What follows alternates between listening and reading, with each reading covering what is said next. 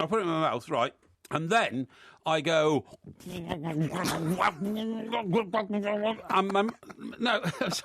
my mouth goes round and round like a tumble dryer. Yeah. And that means that I'm whooshing all areas of the inside of my... so you're doing that rather mouth. than brushing now. Exactly. Calling all emos, computer programmers and blokes called Malcolm who still live with their mum. Crikey, there must be more to life than this. It's the revolutionary virtual human interface you can access without ever leaving your bedroom. And what were you up to the other night? That's what I'd like to know. How cool is that? Enjoy yourself. It's later than you think. The two Mikes, Parry and Graham, on Talk Sport. Look at the light! See the time, by the way. Hang on a sec. I want to talk about these raccoons. Do you know how much they give their kids for a tooth, for the tooth fairy? No, how much? £5. £5? That's brilliant. I love that. That is great. What's great about it? I tell you what, if my mum and dad had given me £5 for a tooth, I'd have pulled all my teeth out in one night. I would. That'd be brilliant. Yeah, it's great, isn't it?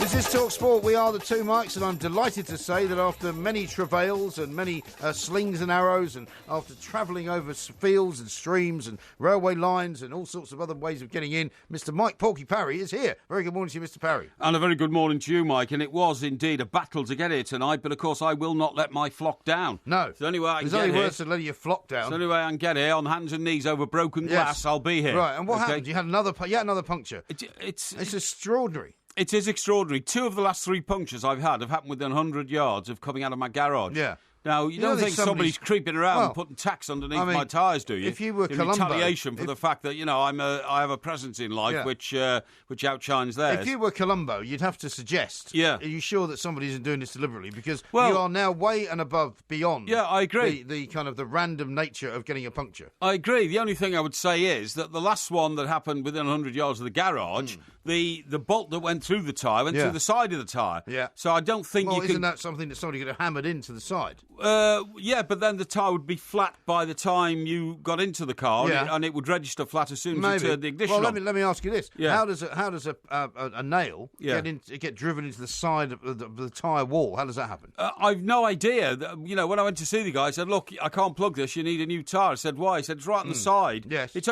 on the joint between the flat bit and the side bit." Yes. You see what I mean? But what I'm saying is that it's understandable. That's what I said to him. He said, "Look, it's understandable if you're riding over things with a tread, but if it's at the side, that means somebody's deliberately sticking something in. No, it wasn't deliberately stuck in because it was a broken screw, and it was the lower half of the broken screw. There's no head on it. You see what I mean? I can't imagine how that would. I can't either. But metal objects get into tyres in all sorts of ways. But tonight I couldn't believe it. You haven't been involved in any kind of nefarious activity with somebody's wife, have you? No, not at all. Because that's the kind of thing that could happen. Yeah. Well, I agree. Jealous husband. I agree. Who knows that his wife is playing away. I totally agree. Some guy's got a bit more money.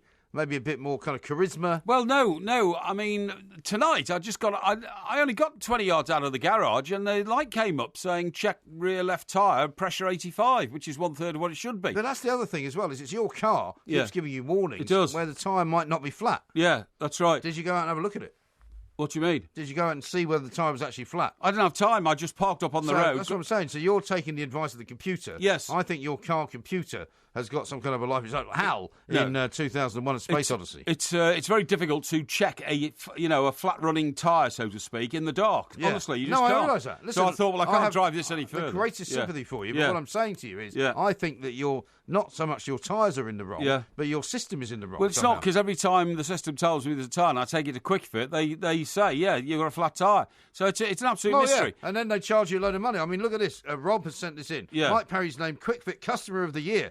Fanfare now being laid on for his arrival in the morning. No, that's absolutely true. Because, I mean, they're looking forward to you. Yeah, that's absolutely true. I'll be there at 8:30 in the morning if they'd like to open up a bit early, please, because I've got other things to do tomorrow and I need my car back. But when I worked in Ireland all those years ago, and this is a much more serious business than a flat tyre. Ireland? Yeah, in Northern Ireland. The police officers never went home in their uniform from the RUC, but they were all issued with sticks with mirrors on the end to make sure there wasn't a bomb in the car next day. Yeah. Absolutely. Yeah, I've seen all that. Well, I need one of those to look under my tyres Yes. to see whether anybody's putting the various objects. Well, I think there. there's definitely more incidents than normal. It is. You would have to It's say. absolutely extraordinary, Yeah. and I'm going to put some thought into it tomorrow. I might even take some, protective advice from the police. Really? Crime prevention. Yeah. Yeah, definitely. So maybe you should get a bodyguard or something. And Well, drive I don't it. need a bodyguard, but I need somebody to stop my tyres bursting. I don't think anybody's doing it deliberately. I think I've Yeah. just been very unlucky. You know, you and- can get extra security if you need it. Some people have it here. Oh, really? Yeah. What's that for? Well, just in case you feel as if you're under threat, particularly. Oh, really? Under, an extreme threat. Yeah, well, I think some people who work here might think they're under some kind of a threat because there's some extraordinary behaviour being so it's displayed annoying. by, just very odd, people prancing around, smiling and jabbering and saying stupid things, like as if they've been taking mind-bending drugs or something. It's Really? very odd. Really? Yeah, well, I think sometimes the job drives you to that. But anyway, there you go. It's a very complicated and difficult thing that we do. Yeah. Right? I was very happy to come in tonight and see that for some reason, Yeah. all the white vans that have been here all week are not here tonight. Well, that's good. I presume that Gives you a maybe bit they of don't, space. they don't work Thursdays. They've been here all week because it's been impossible to park in Hatfields, the road in which TalkSport Towers is in. But anyway, look, the tyre wasn't the first major shock of the day. Really? Guess the first major shock of the What day? was the first major shock of the Well, day? I got up this morning and I'm cleaning my teeth, and then I started having a stroke. What? I started having a stroke. You started having Yeah, a stroke? yeah. How do you mean? I'm holding my toothbrush, right? And as I'm Well, cleaning... you're doing that thing, where they do that thing on the advert? Yeah. Check the... Oh, what's yeah, it? yeah, the burning in the head when and all when that. Your face Well, starts no. going on fire. No, well, this is what happened. This is what I happened. mean, if So- you've got flames coming out your cheek, No, this it's is a what pretty happened. good sign. This is what happened. I'm cleaning my teeth, right, and then all of a sudden, Yeah. I'm getting like this. Yeah. For some, Is that an electric toothbrush? well, you see, you've hit the nail on the head. Yeah. Talking about nails in the Indeed. tyres, you've hit the nail on the head. Yeah. What had happened is I was using a new toothbrush. Oh, yeah. I had no idea it was an electric toothbrush. So it wasn't earthed. No, it wasn't. It wasn't earth. But I thought an electric toothbrush, ones I've had in the past, have got a very big, thick handle. Okay, What? to indicate that there's some sort of electric motor device in the handle, right? Well, like a tennis racket. A bit like tennis No, racket. Yeah. they're very small things. Well, anyway, so this one, what happened was I had my finger on a little button, which I didn't realise was the switching on the electric Yeah, toothbrush. absolutely. So all of a sudden I'm going, and I'm thinking, my head's Well, hang shaking. on. What's You going bought on? an electric toothbrush. You didn't know that if you switched it on, it would vibrate. I didn't know it was an electric toothbrush. It Why? looked like an ordinary toothbrush. Oh, do you mean you bought one of those disposable electric toothbrushes? Those are great, by the way. Well, I don't know if it's disposable. All I know is I thought this can't be an electric toothbrush. And then I unscrewed the handle to find the tiniest battery in it. I didn't realise it was an electric toothbrush. So I didn't know it was vibrating because it was an electric toothbrush. Yeah. I thought my head was Hang on. vibrating How can you because I was buy- having a stroke. Well, hang on. How can you buy an electric toothbrush by mistake? Well, Was it an it Oral didn't B? say- Does it say Yeah, Oral B? Oral B. And have you previously bought Oral B non-electric toothbrushes? Yes, I have, yeah. I see. Yeah. So were you bladderated when you went shopping? No, not at all. It just looked like an ordinary toothbrush. No. And I'll bring a picture of it in if you like, because it's so Well, like... I'd rather you just took a picture of it. Yeah, it's so like a normal toothbrush. I Yeah. can't believe it. Right. And it suddenly started doing my head in. So I've had a very stressful day. It sounds like it. Did you get to the doctors, by the way? What for? Well, you said you were going to go to the doctors and find out whether you had diabetes. I've sorted that out. Have you? I'm going to see a consultant tomorrow. So, have you got diabetes or not? Well, I don't know because I haven't seen the Well, you were consultant meant to yet. do have I? that yesterday. I can't guess, can I? Well, you're supposed to go yesterday, get a blood test. The guy tells you got diabetes or not. Hang on. Sort of doctors I go to are in demand. Are they? So I can't suddenly walk in and say, right, give us the blood test Well, now. that's all Doc. very well. Right? It's all very well. But the problem is that, if you wait too long, you Yeah. might die before you see the doctor I just said I'm going tomorrow. tomorrow. That's 24 hours on. Okay. Well, all right. Yeah. I'm surprised. So you I've can't- got to get the tyre I'm fixed surprised- tomorrow. I'm surprised you can't just snap your fingers and go to some private clinic. I don't do that. I am going to a private clinic, but I've got to You're not now important be enough, up at are you? the... You're not important enough. I've got to be up at the crack of dawn to get the tyre fixed. How to interesting. to get to the private clinic, to get the blood tested, to see whether I've contracted diabetes, and also suffer the stress and trauma of an electric toothbrush vibrating my mouth when I didn't know it was an electric toothbrush.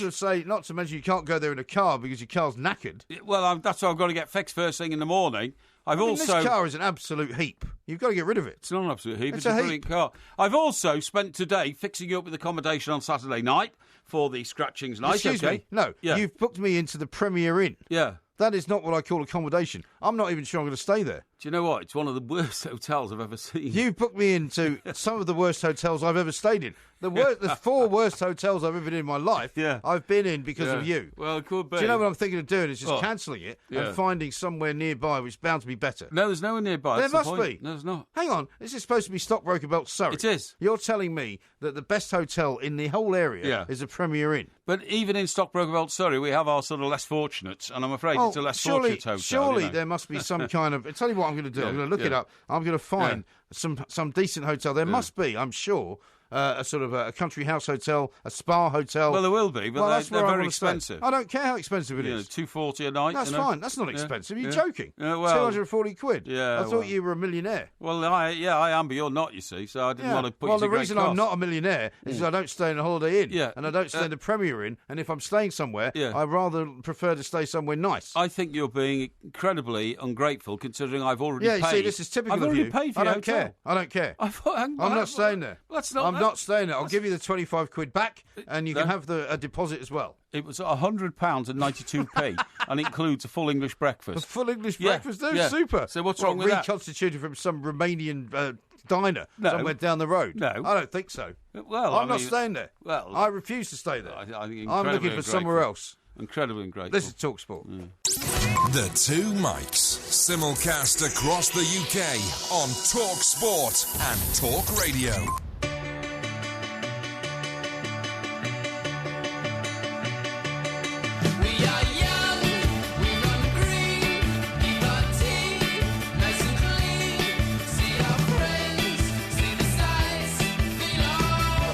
You a fan of Jarvis Cocker?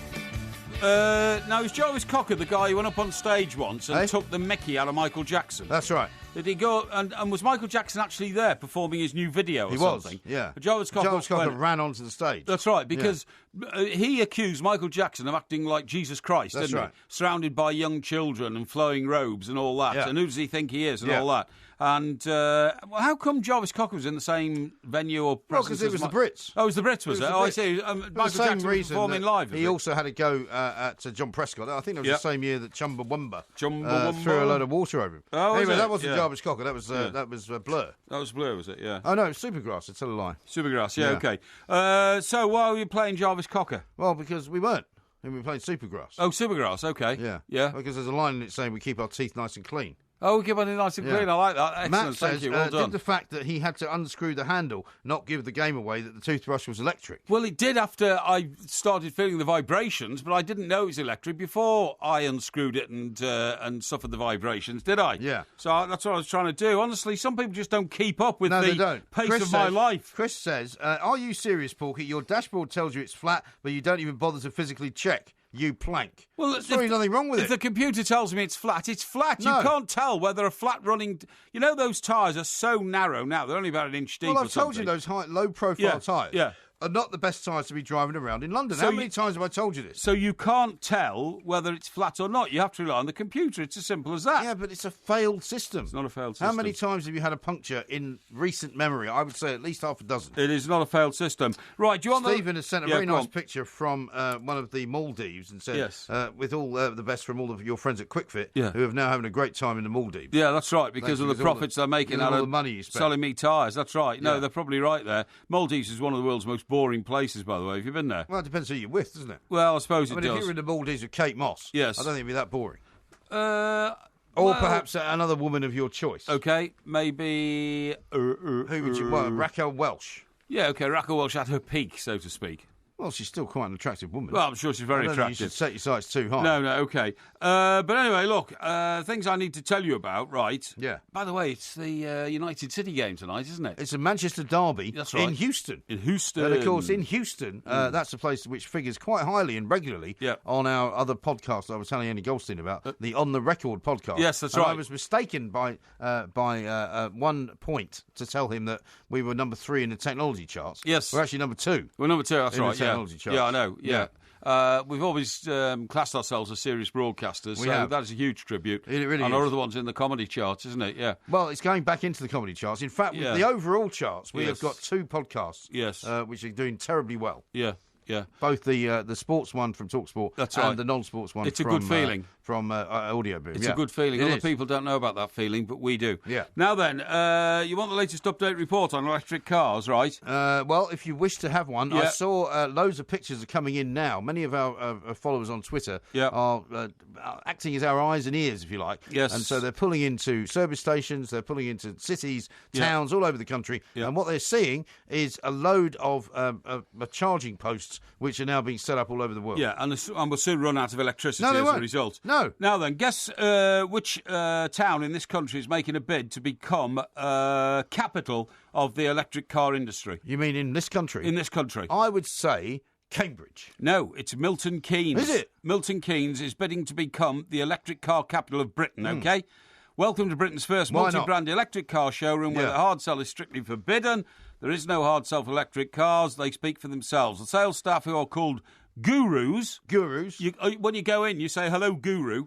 Rubbish. You do? Well, I'm not calling anybody guru. Guru. Hello, guru. I'm not doing that. So you go into this huge electric car sales room in Milton Keynes, and you say, hi, guru, and the gurus who sell you the cars... Guru, is it you? Yeah, that's right. The gurus who sell the cars do not receive any commission on the sales because they are not going to try and influence you as to which electric car you should buy. So do they sell every electric car? They sell every electric car. I bet they don't sell Teslas.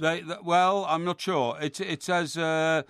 the sales staff, who are called gurus, do not receive commission and are told to give people the unvarnished truth about electric cars, even if that means they decide to stick with petrol or diesel, having had the briefing from the guru. OK. The Electric Vehicle Experience Centre, that's the name of the massive showroom. Is that like the Two Mikes Experience Centre? No, the Two Mikes Experience Centre is actually a great deal of fun. A place of great joy. But go and buy an electric car could not be described as fun. The Electric Vehicle Experience Centre, which opens on Saturday in the main shopping centre in Milton Keynes, part of the town's bid to become the electric car capital of Britain for decades to come. OK. Right? Good. Now, listen to this. Yeah.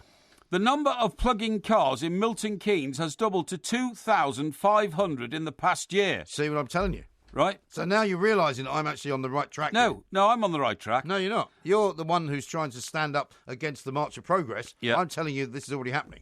I can predict that in Milton Keynes, if they go on like this, and this ridiculous drive to sell nothing but electric cars, they'll have to switch off the No, they won't. The lampposts. No, rubbish. Of course they will. Absolute rubbish. Businesses will be told to switch the lights off at 6 o'clock at night because there's not enough electricity in Milton Keynes. That's what I think's going to happen. Well, that's what you think, but that's actually not what's going to happen. Right, anyway, just listen, please, because, I'm telling you these facts, and as far as I'm concerned, the grave is being dug for power outage in this country. The only grave that's being dug anywhere around here is for you. Yeah.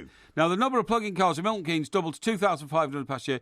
Sales helped by the widespread availability of charging points. Town was designed to suit car drivers. It has 9.2 electric cars per 1,000 people, compared with a national average of 1.5.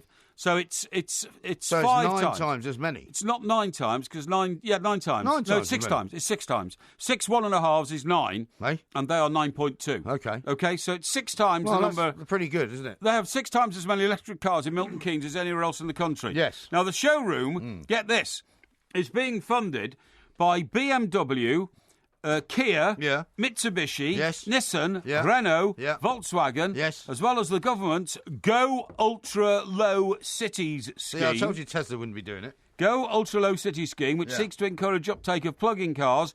It offers test drives in electric models from the 6 makers, and people wanting to try one for a week, listen to this, can do so for a one-off payment of £75. So you can borrow an electric car for a week? For £75. I think you should get one. If you don't like it, do that. if you don't like it and take it back after a week, you pay your £75. If you buy an electric car, you get a refund of your £75. Well, I think you should try it out, because I think once you've tried an electric car that runs properly and is very, very cheap and economical to work, no road tax, all of that sort of thing, I think you'll be converted. Yeah, OK. I think you should do it. Now, let me tell you about some of the problems which this in-depth report from one of my motoring journals... Are you going to tell me that the cars are spontaneously combusting? Well, I'm going to tell you of a few problems, and this comes actually not from one of my motoring journals, but from an environmental report, OK? Yeah. Right, here we go. One deterrent to switching to electric motoring is range anxiety. Range anxiety? Heaped upon the driver. What, you mean you're not worried about how far you can go? Well, this is absolutely right. It's fear of the battery running flat. Yes. Owners often complain that they get far fewer miles per charge than the range quoted by the manufacturer. Yeah. Now, Ted Foster, showroom manager, said his staff were trained to give a realistic range. For the Renault Zoe, the rated official range is 255 miles. 255 miles. Okay. But even Ted admits, realistically... Ted. Ted, big Ted. Realistically... What's your problem? What difference does it make what his name is? Well, this is a guy who's Mr. Honest. He says, realistically, you're only going to get 180. Really? He says the Nissan... How do we even know this guy's telling the truth? Because it's in our My Environment report. Oh, right, okay. The Ted the liar. Yeah, the Nissan Leaf. What do you call the car? The Leaf. Yeah. Hey? Well, you call it a fig leaf. Did you know there's a Leaf? Well, I mean, they've got lots of names for cars in Nissan, haven't they? Okay, well, they are. How about a Nissan Qashqai? Yeah. That's an even more stupid name. My sister's got one. Yeah, it doesn't surprise me. So it's not Well, stupid. Sue Ellen. No. Is that the one I'm going to meet on Saturday? No, the other sister. Have you prepared her for the meeting, by the way? Why? Well, have you told her what I'm likely to say to her? No. Really? What do you like to say to her? Well, I think you'd better have a word. You're going to be rude, are you? Well, I'm not going to be rude, no, but I'm going to tell her what you say about her. Oh, that's all right. It doesn't matter. She knows She doesn't mind that. Right, now then, the Nissan Leaf, right, is... this is Honest Ted talking. Honest Ted. Honest Ted. Yeah. The Nissan Leaf is 124 miles official, but in the real world, I can advise 90 is the range. Well, hang on. When you say that Honest Ted is giving you the lowdown on precisely what the range is, is he not basically calling out all of these car manufacturers to say they're actually telling lies? Well, that's what he said. He says... Well, surely they should then redistribute the actual information and say, we're terribly sorry, Honest Ted has pointed out that our claims are not right. Yeah. So, there is such a thing as the Advertising Standards Board, isn't there? That's right. Or they should ring up Honest Ted and say, hey, Ted, drop the honest. Thanks, Ted, for helping us out here. Yeah, hey, Ted, you want a career diversion? Yeah. Yeah, go float a boat, man. But anyway, so Honest Ted says the staff would offer advice on the most appropriate electric car for the customer's budget, driving patterns, and family size. Yes. Honest Ted is quoted as saying, we are educators first and foremost. We are not salespeople. Really? We are not going to recommend electric car to people if it is not suitable for them. Yeah, but hang on. Honest Ted doesn't sell anything but electric cars. Well, that's right. How's he going to manage to get you to buy something else? Well, here, let me tell you. Staff are neutral on electric car brands and would recommend one from a company not involved in funding the showroom if it was the most appropriate for the customer. So, Honest Ted, again, you just asked about Tesla, right? Yeah. Honest Ted says... Honest Tesla. Yes, that's right. If someone has a large budget and wants a 300-mile range, I will point them in the direction of a Tesla. Well, good man. Why about doesn't Honest Ted sell Teslas? Well, because Tesla don't trust Honest Ted. That's what I'm saying. No, I think that maybe there's not a big enough demand for such an expensive car. Really? Now, it says here, the showroom, unlike most car showrooms, will not actually sell any cars. What? But it will pass on the details of interested customers so it's not a car to showroom, the dealers. Eh? So it's not a car showroom? Yes, it is a car showroom, but it's not a car sales room. It's not a car sales room. It is not a car showroom. A car showroom is a place where you go to buy a car. Yeah. Now, you can't buy a car in this place, so it's not a showroom. It is a show spectacular for electric cars. Anyway, the last point you need to know. I don't know what your point is. My last point is this. Milton Keynes Council wants electric vehicles to make up 23% of new car sales in the area within 5 years, up from the present 2%. So is this place run by the council? Is that what you're telling me? Yes, it is. So Honest Ted you can forget about because there is nobody working for the council, one, who's honest, two, who has got a proper job, and three, who knows what they're talking about. Honest Ted works for the operation which is set up by the council but funded by the 6 car manufacturers I've already told you about. Okay? But it's not a proper car showroom. They can test the cars there and see if it's what they want, and then when they do, Honest Ted points them to the nearest car showroom where they can buy one. Maybe you should take your car to Honest Ted and see whether he thinks you should just scrap it. Well, I should take my car to Honest Ted and say, give me some protective tyres, Honest Ted, will you? Because somebody who's been dishonest is sticking nails in them. On a plate. This is Talk Sport.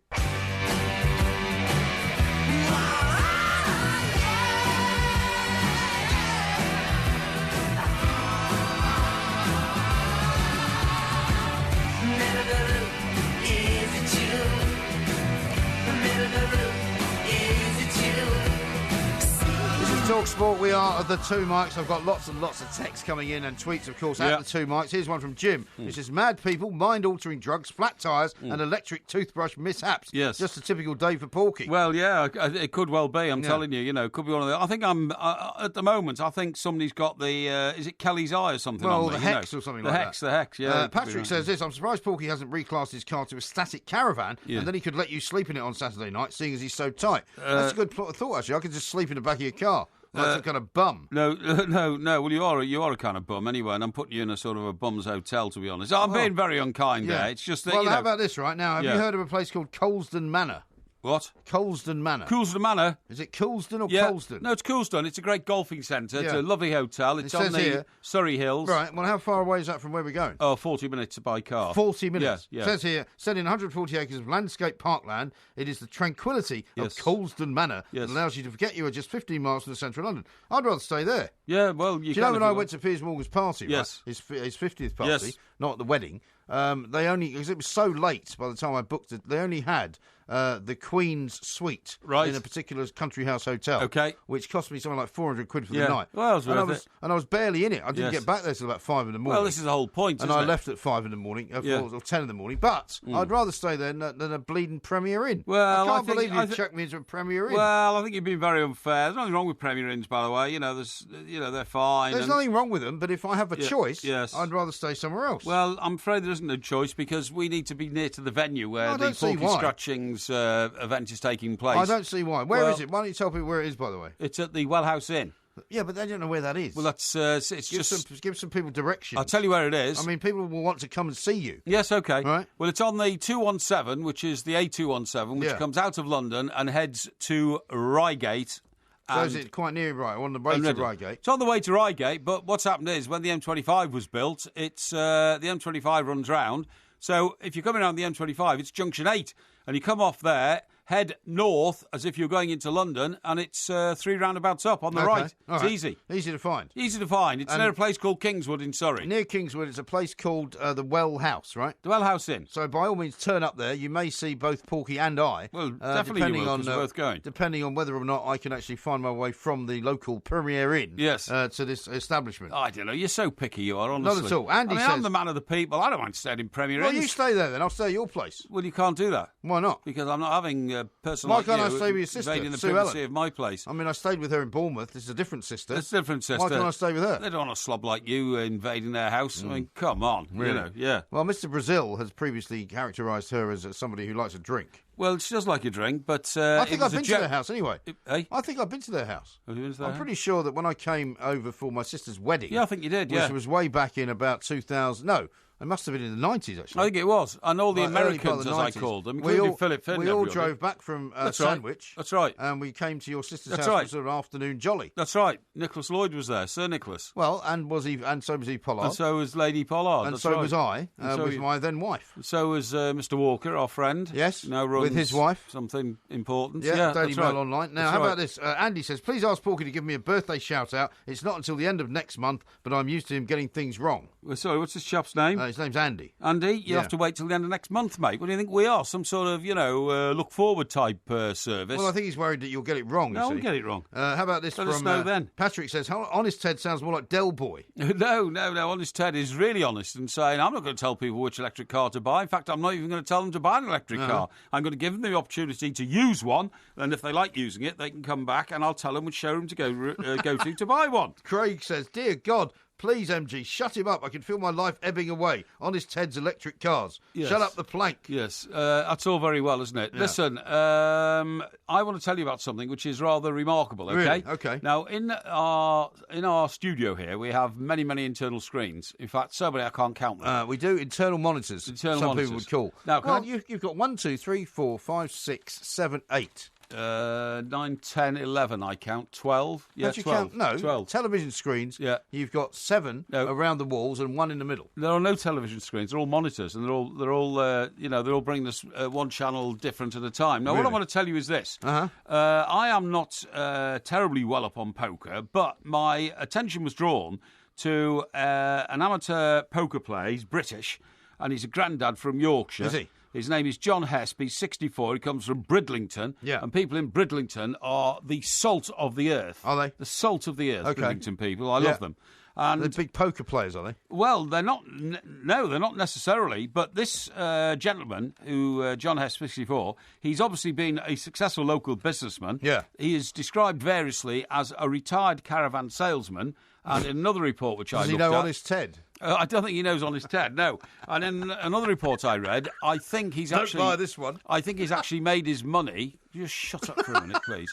I think he's made his money running caravan parks, you know, Really? where people go and stay for the All right, summer and all okay, that kind of stuff, okay. you know. I'm happy for him. Anyway, he's retired and Yeah. he's gone off to Las Vegas to Yeah. enter a poker competition, which Yeah. is currently being televised Yeah. around the world from Las Vegas. I think it's the World Series of Poker. I think it's quite a big deal. Well, let me tell you this. It's the Las Vegas World Series of There you Poker go. main event, Yes. right? Which is something he said he'd always try and enter when he retired, so it's off his bucket list, he says. Okay. He's gone there now, and it says here he's never played in a tournament with a buy-in larger than £10. Right. Crikey, that's amazing. Well, he's paid £8,000 to get into this tournament. I'm just about to say to you, £10, and his biggest win previously has been £785 from his local Napoleon's Casino in Bridlington. Yeah. Is there a local Napoleon's casino? Yeah. Those places are interesting, aren't they? I mean, I think I've told you before, when I was a kid, Yes. not a kid, but when I was at university, I had Yeah. a friend who was much more wealthy than me, Right. Same age, Right. and he was a member of the Tiberius chain of casinos, Really? of which there was one in Southampton, Yeah. one in Bristol, Yeah. And they were quite shady, kind of dodgy places. yeah, but well, quite, they are, they but are, they yeah. seemed quite glamorous Yes, in a way. yes, yeah, of course but they they do. weren't in London, and he was at university in Southampton, and he had a car, and Yeah. he used to drive up to Bath to take me to the one in Bristol, Right. where I signed in and got myself a membership. Yeah. And I always remember thinking, this is terribly kind of, seedy and dodgy, and I quite enjoyed it. Yeah, And exactly. you used to be able to get free sandwiches and free drinks. As long as you're at the table. As long as you're at the table. That's right, yeah, sure. Well, anyway, listen, let me go on. Even if he loses the competition in Vegas, Yeah. he's got so far that he's already guaranteed to take home $1 million. Not bad. £766,000. Is that what you would call a life-changing amount of money? Well, it depends how wealthy he is. He Yeah. might already be a millionaire from a successful business career going Yeah. back decades.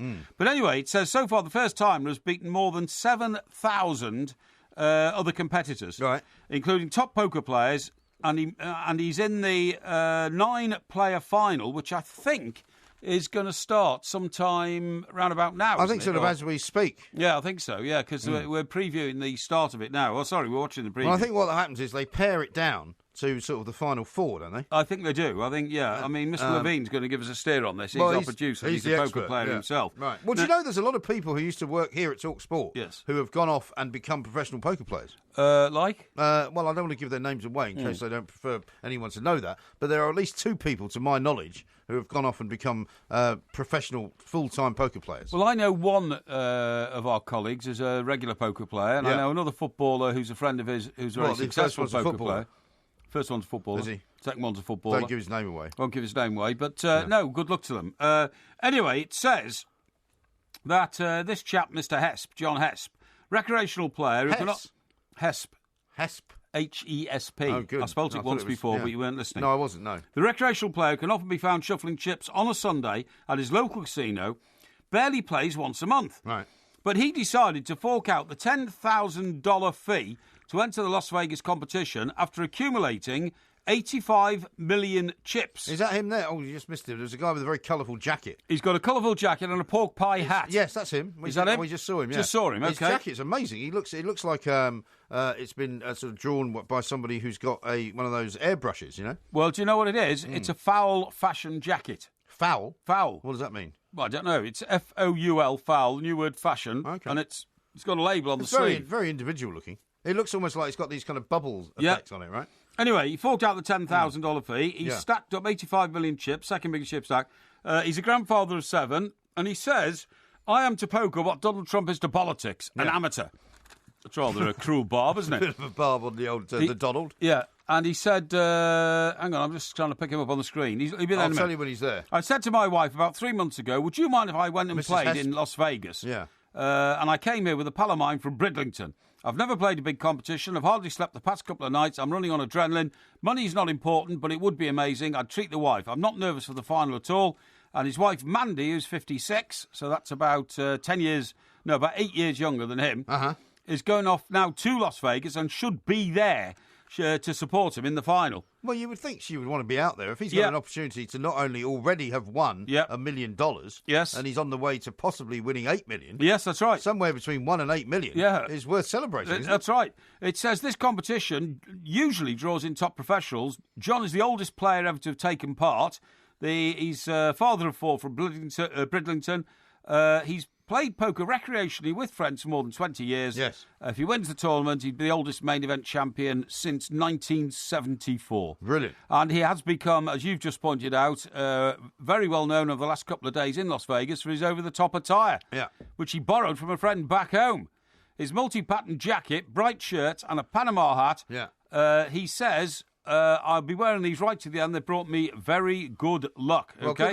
Good luck to him. Is he the only Brit involved? I suppose he is, right? No. There is one other Brit in the final whose name is Jack Sinclair, a 26-year-old online playing professional who currently stands at 8th in the competition. The thing... Well, he would have been chucked out then because they're going to have 6, don't they? That's right. The final is starting in the next couple of hours. Okay. It goes on until Saturday. Really? Well, we'll keep an eye on that. Yeah. We've got lots going on because you might think that there's not an awful lot of sporting activity, but we've got the Open, 2 days we're about to get into. Yeah. We'll be talking about the Porky Jinx. We're going to be talking to a guest coming up very shortly, Guy Havelt, who's a golf correspondent down in New Zealand. And, of course, later on, we've got Manchester United against Manchester City in Houston. And I'm going to be talking to you as well about what the new name for Vince Cable. I'm going to call him Vince Fable. He won uncontested the leadership of the Liberal Democrats. Nobody else wanted the job. And I couldn't believe the way he opened his address. You know, he has this karate chop type style of speaking. You know, I'm telling you, you know, I thought I came into politics to change things. What an idiot. I didn't come into politics for me. I came into politics for you. Right. I think I can make a difference. Yeah. And he looks to me like some bloke who was walking past the Liberal Club and they needed a new leader. Yes. And they just sort of dragged him in off the street. Yeah, I think you're absolutely right. What a complete and utter waste of space he is. This is TalkSport. The Two Mics, simulcast across the UK on TalkSport and Talk Radio. 4. Straight down the middle, it went straight down the middle. Then it started to hook just a wee bit, and that's when my caddy lost sight of it. That little white pellet has never been found to this day.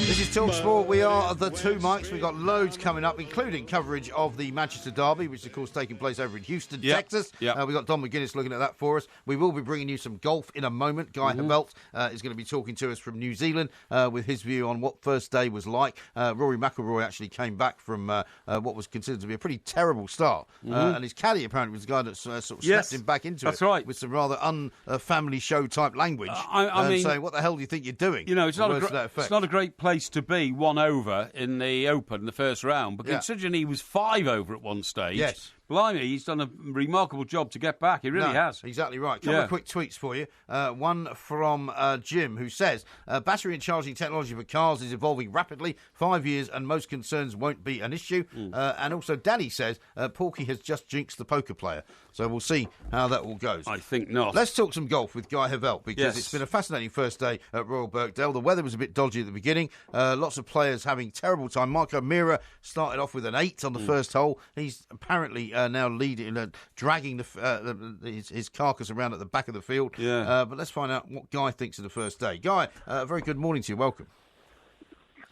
Morning, lads. How are we? No, very well indeed. Thank you. Very well indeed. I mean, the great thing about some of these old links courses that the Americans come to play at, and some of your guys from your neck of the woods come to play at, is that, you know, they're not terribly long. They can be tricky. The wind can play a massive part in how well they do. What's been your kind of overall sense of day one? Do you think it's going to get harder or easier?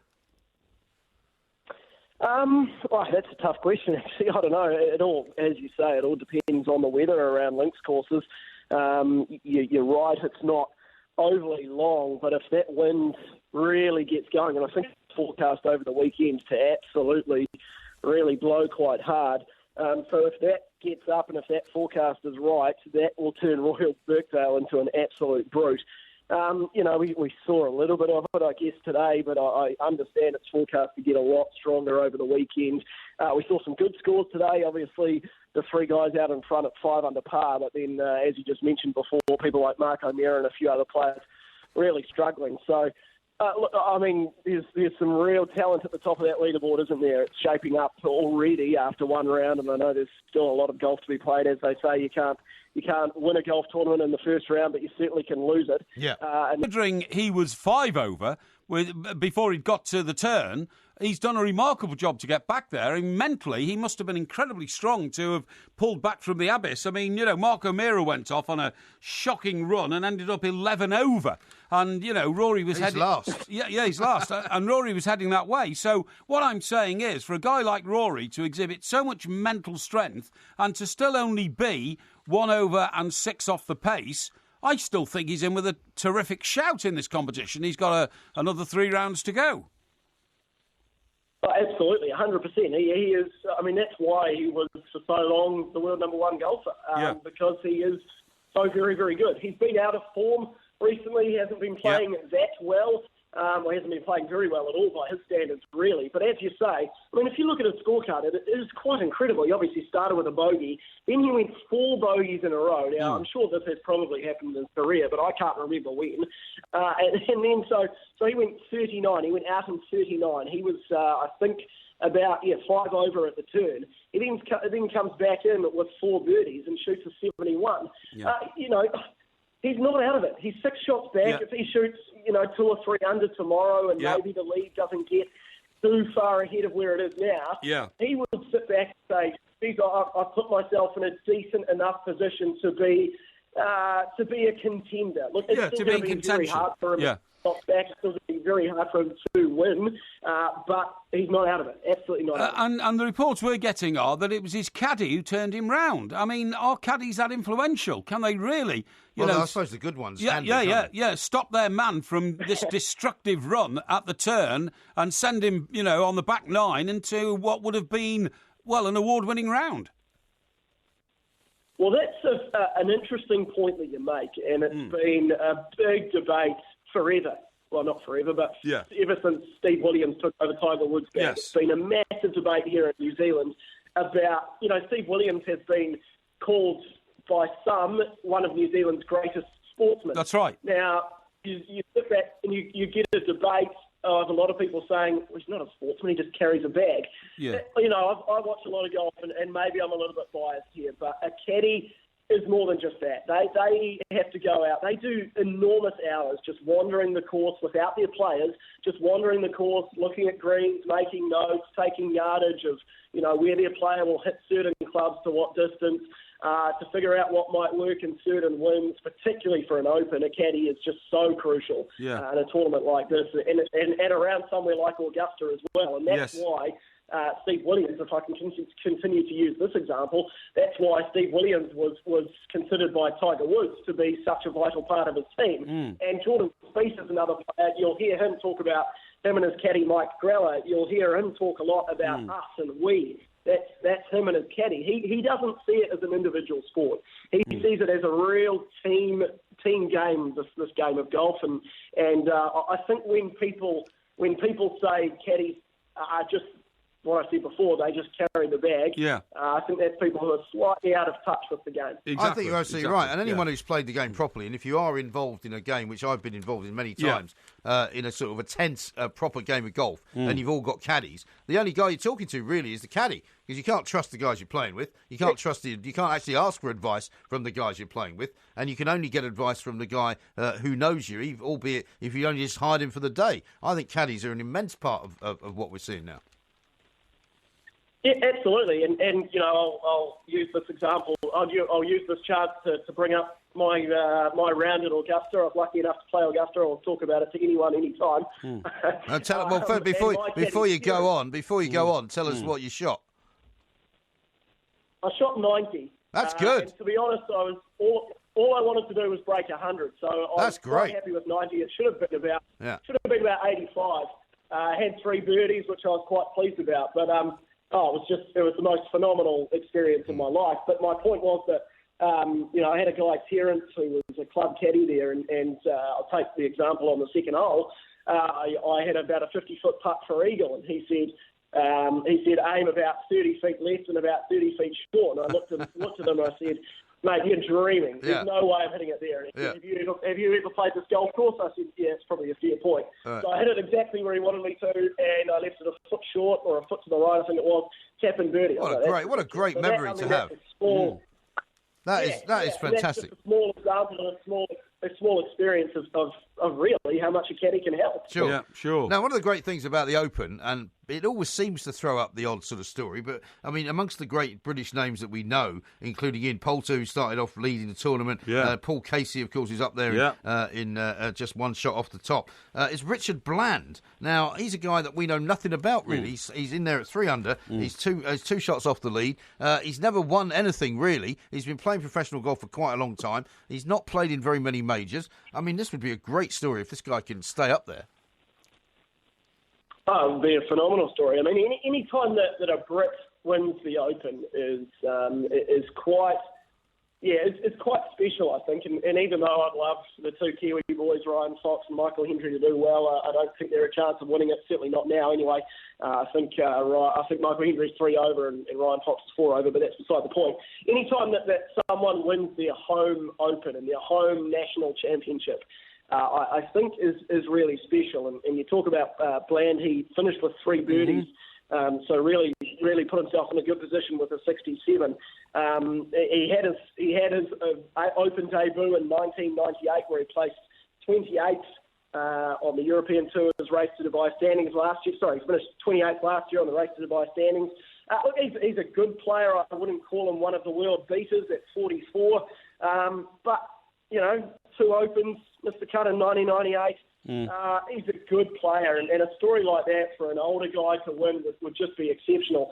The story that I really wanted, that I think is probably now out of the question considering he shot 3 over, is Padre Carrington, who obviously last time they were here won the Open and played pretty well at the Scottish Open last week as well. He had a top 5 finish.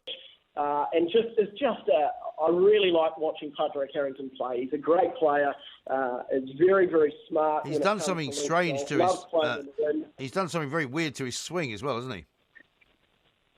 Well, he has, and this always puzzles me with golf, and it's a weird one when you've got players like him, and obviously Tiger had to do it for different reasons because his body just couldn't handle the rigours of the swing that he was putting on. But when you're winning tournaments back to back and you're competing all the time, I do sit there sometimes and I go, why are you changing something that works? But they all seem to do it. They all seem to, at some stage in their career, go, it might be time for a swing change. And then you see them struggle still. And I mean, Lydia Ko, if I could take another New Zealand example, she's someone as well who has had numerous swing changes in the last 3 or 4 years. I know, it's ridiculous. It really is crazy. Listen, guys, we've got to run because we're out of time, but thank you very much indeed. Thank you very Porky, much. You've been through a few swing changes in your career as well. I certainly have. We'll disclose some of those and talk about some of those coming up in the next hour. This is TalkSport. Good idea.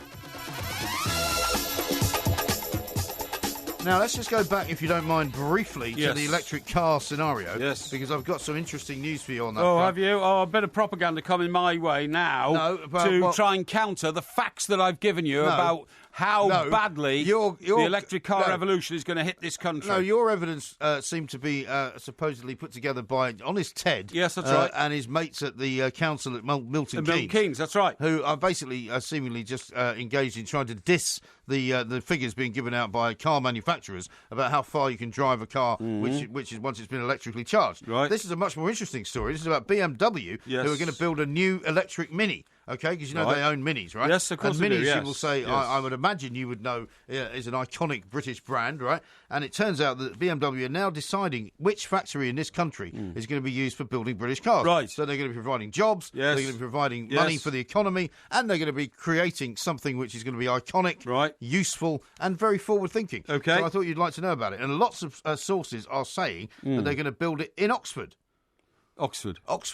Would that be at Cowley? They've got a plant there, yes. It is the Cowley factory. It is the Cowley factory. I know it well. I used to cover strikes there for when British Leyland ran as you know, BMW now own Mini, which is maybe unfortunate from your point of view. Yeah. However... No, it's not unfortunate. However, they're an efficient company. They That's are. fine. And there are no more strikes there. Yeah. But the point is that the company has built up an alternative manufacturing base as well in the Netherlands, just in case Brexit means that they can't produce the car here. So isn't that interesting? Why would Brexit mean they can't produce the car here? Well, they might decide that because of Brexit, tariffs and being outside of the single market, that Britain is no longer a good place to produce cars. Yeah. I'm not saying that's going to happen. No, but what I'm saying is a lot of people are now taking the view. Oh, look, there's your guy with the Pearly King stroke. There he is, whatever it is. Mr. Hesp, John Hesp. Yeah.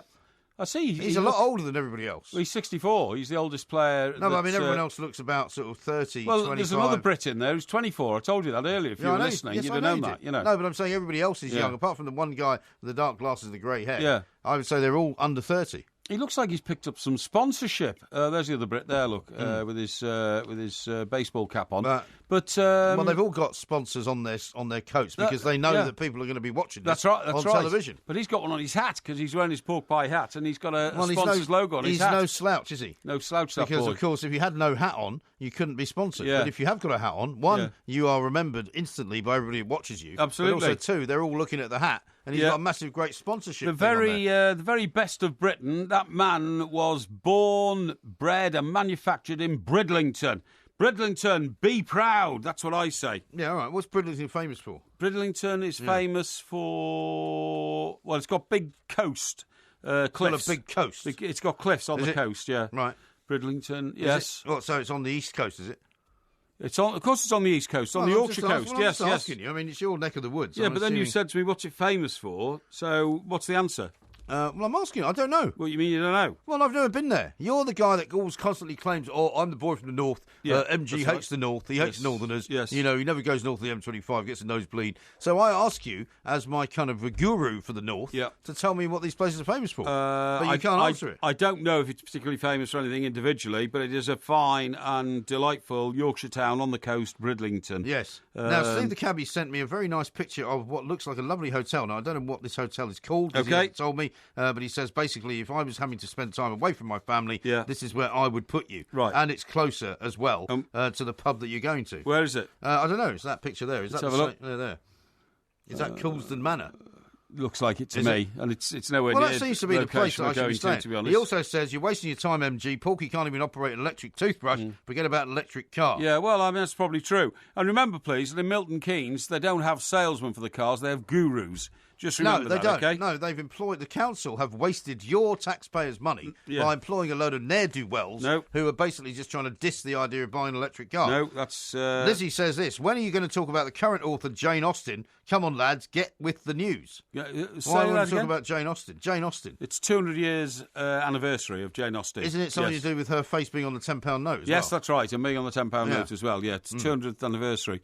She came from.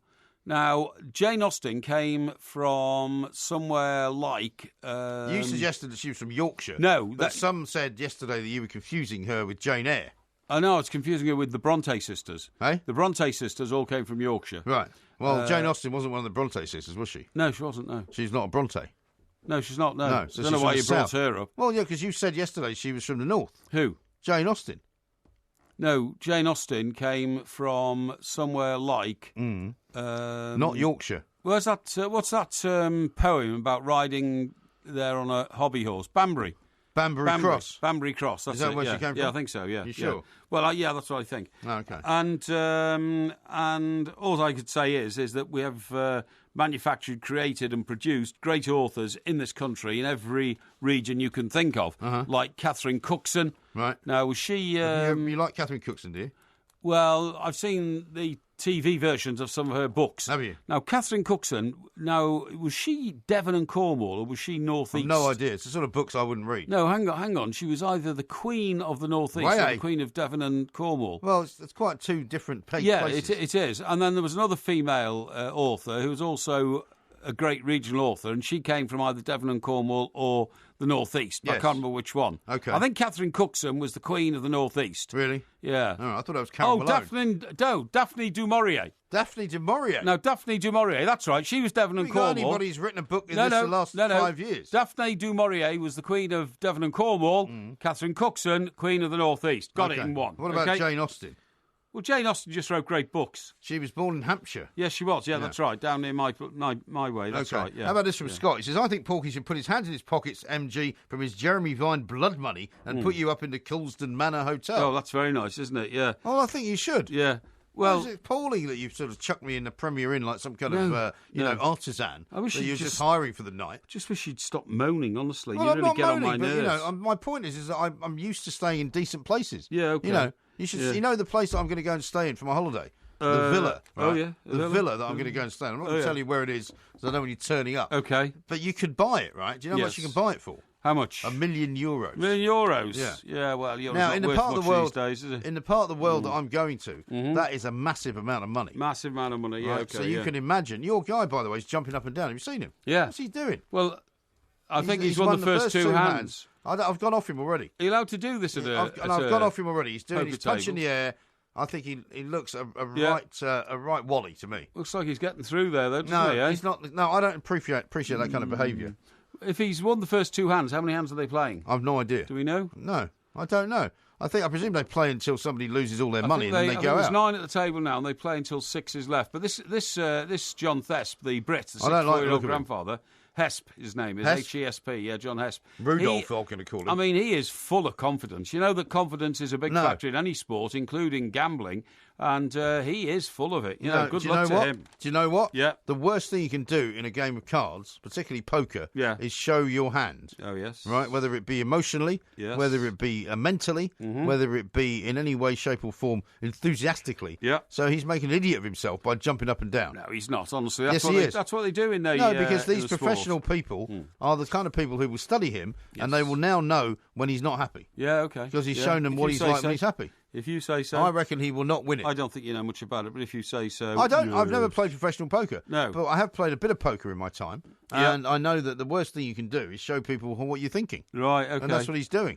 So what you're saying is poker face is in fact an Poker accepted face. position in life. Exactly. Don't let anybody know what Don't your let them- emotions are. Don't Yeah. show them what you look like Yes, when you're okay. happy, because now they're going to know what he looks like when he's happy. Yes. See what I mean? Yes, I do understand. I understand indeed. Yeah. Yes.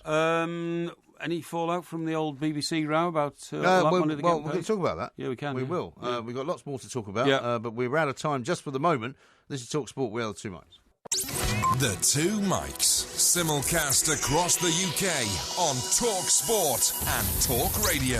I tried so hard and got so far, but in the end, it doesn't even matter. I had to fall to lose it all, but in the end, it doesn't even matter. One thing, I don't know why, it doesn't even matter how hard you try. Keep that in mind. I designed this rhyme to remind myself how I tried so hard. In spite of the way you were mocking me, acting like I was part of your property, remembering all the times you fought with me, I'm surprised it got. I have to say, terribly sad story to report. Yes. The lead singer of Linkin Park, a guy called Chester Pennington, Yeah. has died at the age of just 41.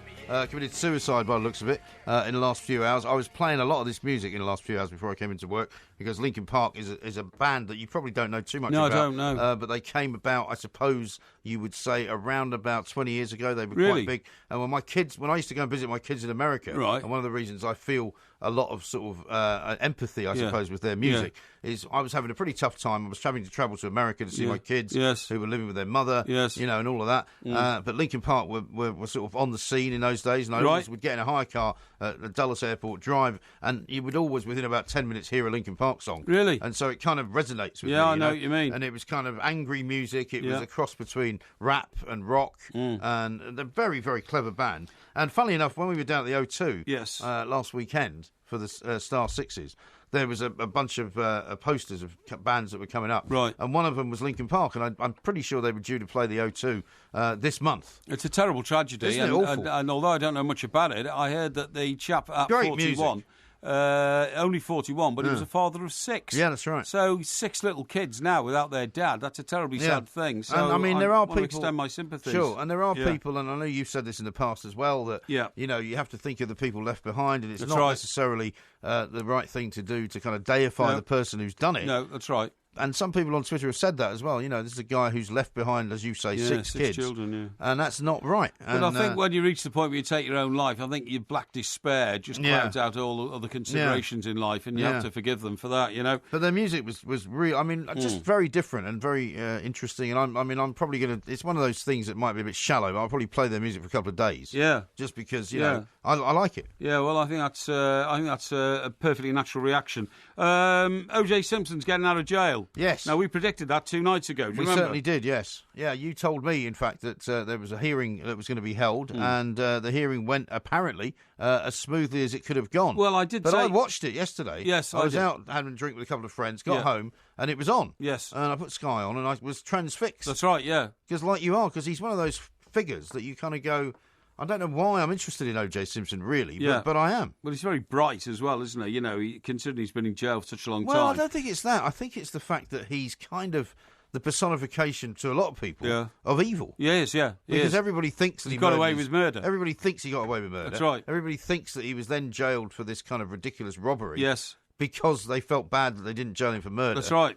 Do you know what I mean? That's right. It's a fascinating story. And now, at this part of this parole hearing he doesn't think he was guilty of the crime he was put away for anyway, and he wants his goods back again. He wants the memorabilia back, which is what he went to get in the first place. But one of the guys that was called as a witness for him was the guy that he supposedly robbed. Yes, that's right. Who said, I can tell you that he wasn't the guy that held a gun to my head. No. He wasn't the guy that kind of came up with all of this, and he more or less exonerated him. He did, and said, we're great friends. I know. It's all very odd. I know, very odd indeed.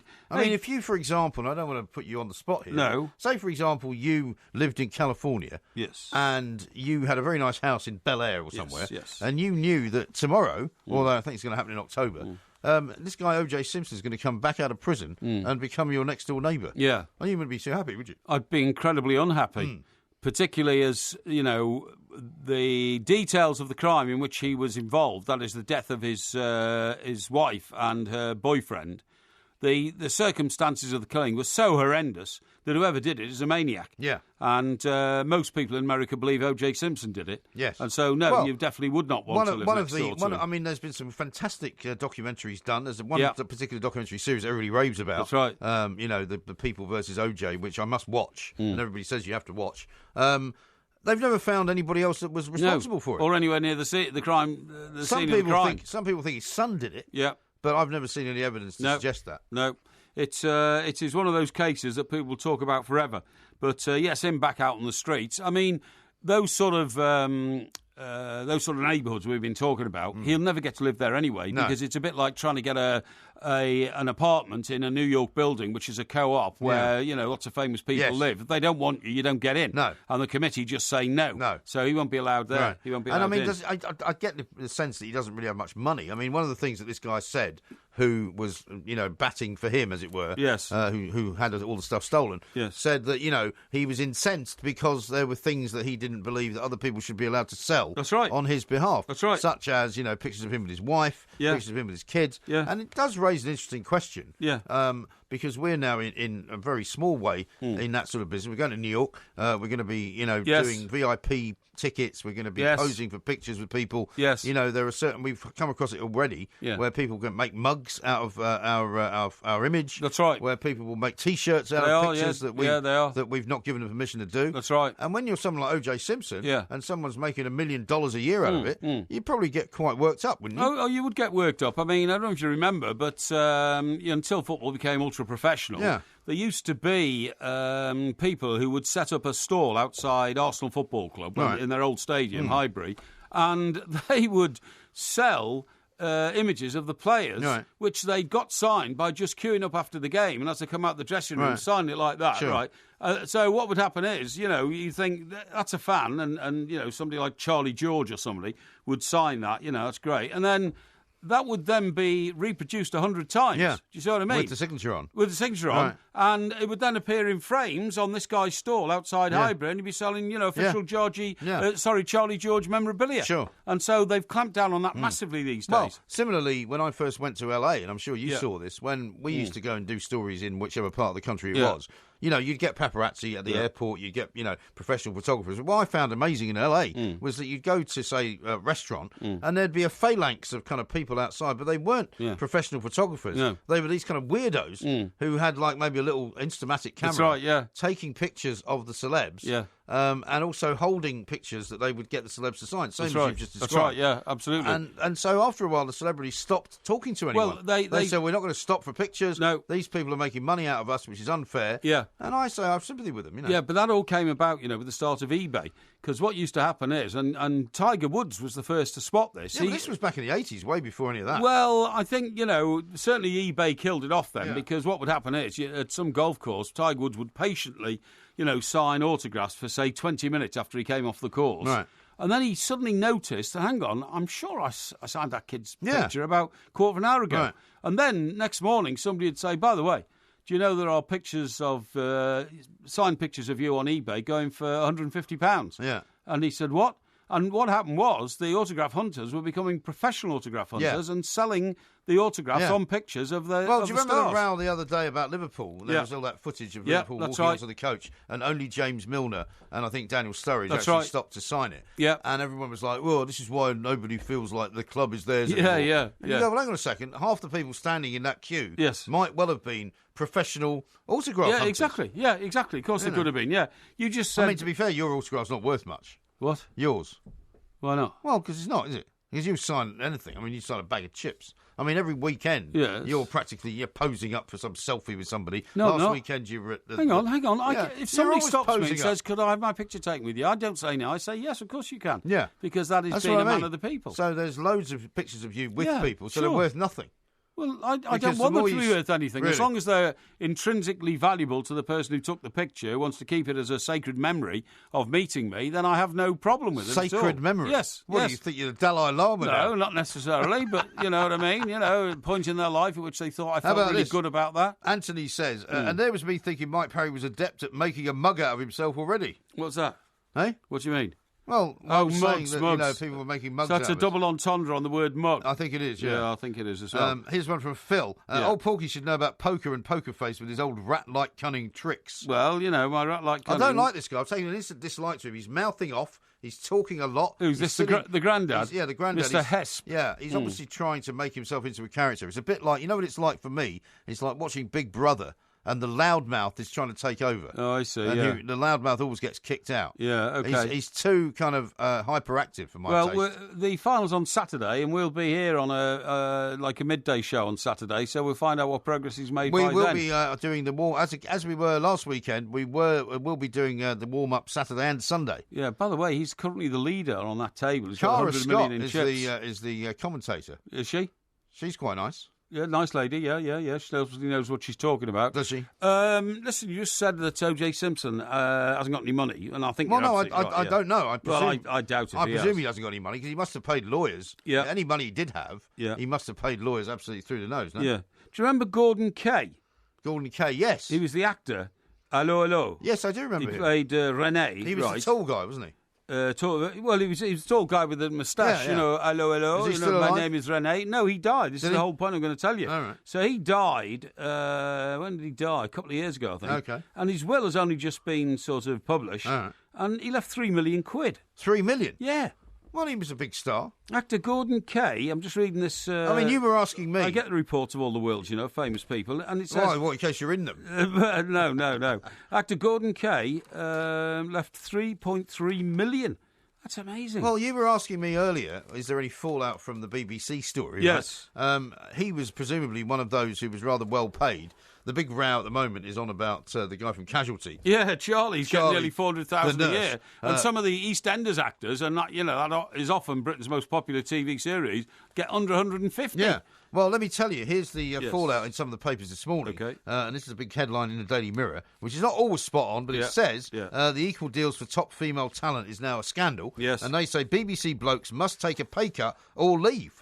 So the Director General's saying you know, we're not going to up the salaries of the women. Because they haven't got the money. Because they haven't got the money. Yeah. But what we're going to do is give you, as a man, less money. That's right. So that the parity is closer. That's right, yeah. Surely if you're Gary Lineker, and I'm going to pick on Gary Lineker, or Chris Evans, or your mate Stephen Nolan, or your other mate Jeremy Vine, I mean, you're in cahoots with all these guys. If they're all told, sorry, we're going to take a third off your wages, where are they going to go? Nowhere. This is the thing. They're nowhere. They're not going to... Listen, if Gary Lineker is told, I'm sorry, we're reducing your salary of 1.7 million to 1 million... Yeah.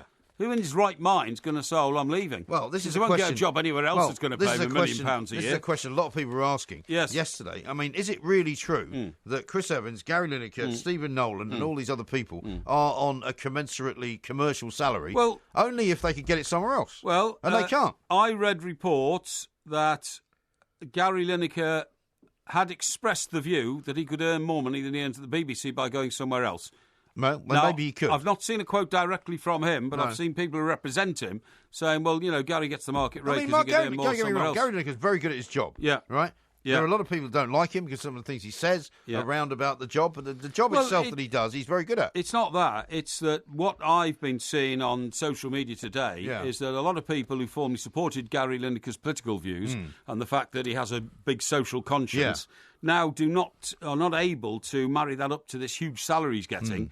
And saying that, you know, have a social conscience when you got like 1.7 million a year pouring in from just one of your jobs is a bit incongruous. How stupid are these people? Did they not think he was wealthy? Yeah. Did they not think he made a load of money? Yeah. Well, you do have to wonder about the what's going on in some people's heads. Sometimes. Your mate Stephen Nolan apparently is upset that he's only worth about a fifth of what Chris Evans is worth. Yeah, I think he is, I mean, where do these people get off? Yeah, I mean, Mr. Nolan's not necessarily a friend. I'm telling you. Well, you were always on his show. I was on his show a lot. You're always on his show. Michael, I'm telling you. I'm telling you. Have you ever been to Belfast? That's where I work. My name's Nolan. I work in Belfast and sometimes I fly to Manchester. You're not going on there anymore. And I work for the BBC in Manchester. Very expensive flight that across the Irish Sea. It costs £1 million a year, though. Hey. This is Talk Sport. Hey.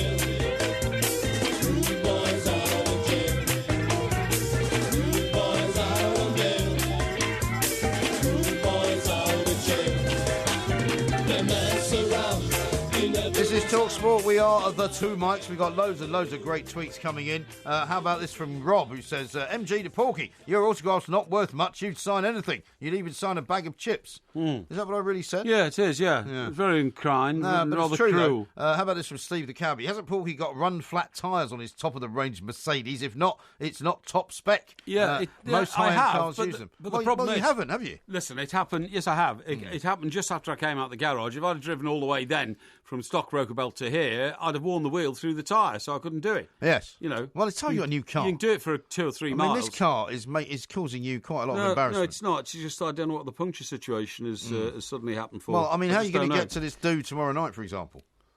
Tomorrow night? Yeah. Tomorrow night? Well, it's a Saturday night. Saturday night? You're going to this do, which you're hosting. That's right. How are you getting there? Well, I'm not going in the car anyway, because I'll be imbibing alcohol. Well, you can get somebody to drive you there. No. That's all sorted. Don't worry. I have a transport arrangement set up You're there. going in a van? No.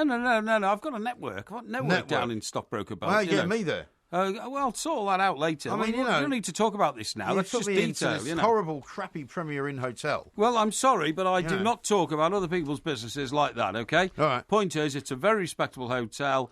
I've got you in How there. disappointing. You've got a deluxe room. Deluxe room? Yeah. And you don't need to worry about anything. Has it got one of those soap dispensers on the wall? Just stop whinging. All right. Let's talk to Martin Rogers, a far more intelligent man, I'm sure, who can help us out with the whole O.J. Simpson phenomenon over in America. Martin, a very good morning to you. Welcome. Hi guys, how you doing? Yeah, very well indeed, thank you. Now, I don't know if Porky managed to watch it, but I was watching sort of the O.J. Simpson thing transfixed because, everybody who remembers the original car chase with the helicopters, and the Jeep going down the freeway, then, of course, the trial, he's one of those guys that for some reason is kind of impossible to turn off, isn't he? Absolutely. It's America's great modern soap opera, and it has been from the moment that he drove that Ford Bronco down the 405 freeway all those years ago. And it's something that still transfixes and fascinates the American public. There are so many layers to it. It's this tremendous story of success of a sports star who sort of rose up from poverty to become famous around the country. He endorsed all kind of products. He made it into Hollywood, married a beautiful woman, and then it all completely fell apart. And that's the kind of story that grabs people, especially over here in America. And it was remarkable to see again today. I think it was a bit of a shock for some people. Simpson's been off the radar for quite some time now. I mean, really, ever since he was locked away for his part in the robbery in 2007, people haven't had cause to think about him very much. That certainly changes now, and he's very much back in the spotlight. The thing is, though, Martin, there's no widespread sympathy for O.J. Simpson, is there? There's nobody saying, well, you know, he was brutally treated 33 years for a crime that involved an alleged robbery, which might never have even taken place. Most people think he's a killer, and they have no public sympathy for him whatsoever. They think that he got off the murder rap against his wife and her boyfriend, and society paid him back with a very heavy sentence for a robbery. So he's not going to be welcomed back into society with open arms, is he? He's not, and that's quite something in America, because American society has this remarkable ability and propensity to forgive, much more so than in the UK or in most other parts of the world. They almost love a sort of a comeback story, if you like. I don't think O.J. Simpson's story is going to be one of those. You're absolutely right in that, you know, the vast majority of Americans, and indeed a civil court, said that he was liable for murdering Nicole Brown Simpson and Ronald Goldman. Yeah. And there's no question that the sentence of 33 years, obviously he got out after 9, was payback in a certain sense, and the public definitely saw it as that. Yeah, he's not going to be on anyone's Christmas card list anytime soon. No. I mean, one of the things I remember from the original trial as well was that the reason why he was not found guilty, or one of the worries that they had if he was found guilty, was that there would be massive, racial unrest in Los Angeles. And it was like, they'd seen the riots beforehand. They didn't want to have any more. The composition of the jury was gerrymandered, according to many people. Yeah, exactly. And they were terrified of, civil unrest becoming an anti-white thing and a pro-black thing, because they were saying he's a black man, and the only reason he's getting done is because he's a black man living in a white world and all of that. But I mean, looking at all of the footage and they come in this morning. I don't know if you've seen it in the front pages, Martin, in London, but the Times have got it on the front page. The Daily Mail picture of OJ on the front page. It was extraordinary, really. What's he going to do when he comes out? I mean, you talk about people in America liking a sort of comeback story. Is he not so toxic now that he can't really come back? Well, there are no depths to which American television media may think. So don't be so sure. Don't be so surprised if there isn't an OJ reality show at some point in the future. I hope not. I think most people would consider that to be an extraordinarily poor taste. If that is the case, you ask what next for OJ, the first thing is he's going to move to Florida. And the reason for that is that the states in America have different rules and regulations as what can be protected. Now, he still owes the Goldman family and the Brown family an extraordinary amount of money, tens and tens of millions of dollars upon which interest has accrued. Right. If he moves to Florida, he can protect a lot of that money from the suit. If he goes down and buys a huge house, they can't take the house off him. In certain other states, if he stayed in California, for example, where he lived before, or in Nevada, they could get that money. Don't worry, the lawyers are going after the money, and Simpson's going to try very, very hard to protect it. Yeah. I mean, I don't think he's got any money, though. Well, I mean, I've got a tweet here from Alex. I don't know how true it is, and it's always dangerous to rely on Twitter, who says O.J. Simpson will get $25,000 per month from his pension, which can't be touched by any civil lawsuit. Is that right? That is right, yeah. The NFL has a very generous pension plan to its former players and especially its former superstars, and that money will keep rolling in month on month, year after year for the rest of his life, and as you say, untouchable. That's why it'll be interesting to see what he does media-wise, or any kind of commercial or memorabilia-type opportunities that present before him, because all of that money will potentially then be up for grabs. And we'll see just how much O.J. Simpson has an appetite for hard work if 90% or almost all the money is going to the families that he's tried for so long to keep that money away from. But it is this remarkable story. Like, you talk to Americans of that generation, and it was just bizarre. It made superstars and household names out of completely random people. Tato Palin, who lived in Simpson's guest house, still widely known and recognised. Simpson threatened to commit suicide in the bedroom of the daughter of a family friend. That daughter's name, Kim Kardashian. It's a remarkable... Well, of course, I mean, I suppose, we forget that the whole reason for the rise of the Kardashians was the whole trial, wasn't it? Because it was the Kardashian lawyer who sort of set off all of that train. That's right, their father. Yeah, that's right, yeah. What of the family, Martin? What of the aggrieved families? I mean, they may, as you quite rightly say, they didn't accept the trial verdict. They went to civil courts. They won a £26 million payout, which has never been paid. What have they said in response to the idea that this guy's back on the streets? Not a whole lot directly, but I spoke to David Cook earlier today, who's the long-term attorney for the Goldman family. I think that one of the great sadnesses of this whole thing is the way that they've been forgotten. Fred Goldman and his wife handled themselves with incredible dignity, have not said a huge amount public. There's no doubt, and the lawyer said that to me today, is that they took a certain amount of solace from the fact that Simpson was behind bars these past 9 years, even though it wasn't for the crime that they obviously, I think, know in their heart of hearts he did commit. That changes now. He's back at liberty again, and their child is still dead. And that's something that I don't think they'll ever fully be able to come to terms with. Yeah, no, I totally agree. Only the imagination can't actually put together how O.J. Simpson's going to live back in American society. It's impossible to work out how it's going to spill out. And, will vigilante groups go after him? Will he suddenly go after people who he thinks has wronged him? I mean, we just don't know, do we?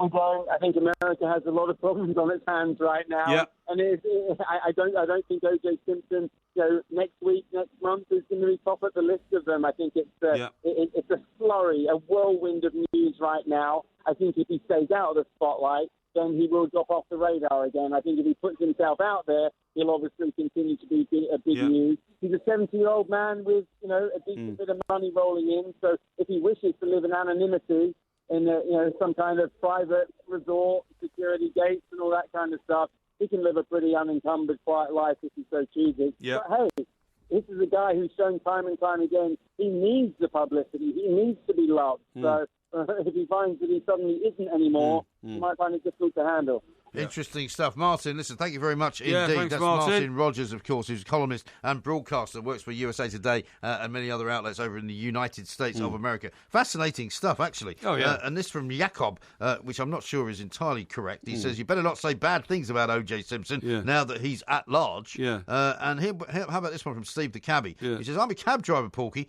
Nutfield Hotel and Spa, 6 miles away. Oh, that's miles away. 6 miles, he says. Yeah, that's miles away. I mean, this is 600 yards away, the place you stay, and that's 6 miles. I mean, I know the Nutfield. It's Nutfield Priory, I think, isn't it? He calls it Nutfield Hotel. Yeah, I think it's the Nutfield Priory, yeah. Steve the cabbie also reminds us that despite the fact that I thought we told him that we could name his dog Lucy. Yes. He's got a new... No, he tragically lost his dog. Yes. With poison. He's got a new one, right? Yes. Which is a beautiful-looking puppy. I mean, look at that puppy. How could you not love that, right? A beautiful little Labrador puppy. Yeah. He says still no name for the dog. No name for the dog. Well, surely, Steve... Just name it. I thought we named it Lucy. Yeah, I thought we had. I thought we said it was going to be called Lucy. And Alan says, I've seen the television programmes of Catherine Cookson's books. Porky, the South Bank show beckons. Yes, the South Bank show beckons. Yeah. For me? Yes. Okay, great. I think he's been sarcastic. One quick one here, by the way. Carl, he says, VIP tickets purchased. Yeah. See you guys soon. Yeah. Travelling from New Zealand, first time ever in New York. Wow. To see you guys on the stage. Tremendous. It's for Tracy Lloyd. Make it good. Yeah. Says Carl. Well, it's always good. Yeah, exactly. Trust me. It's just TalkSport. Yeah. The Two Mics, simulcast across the UK on Talk Sport and Talk Radio.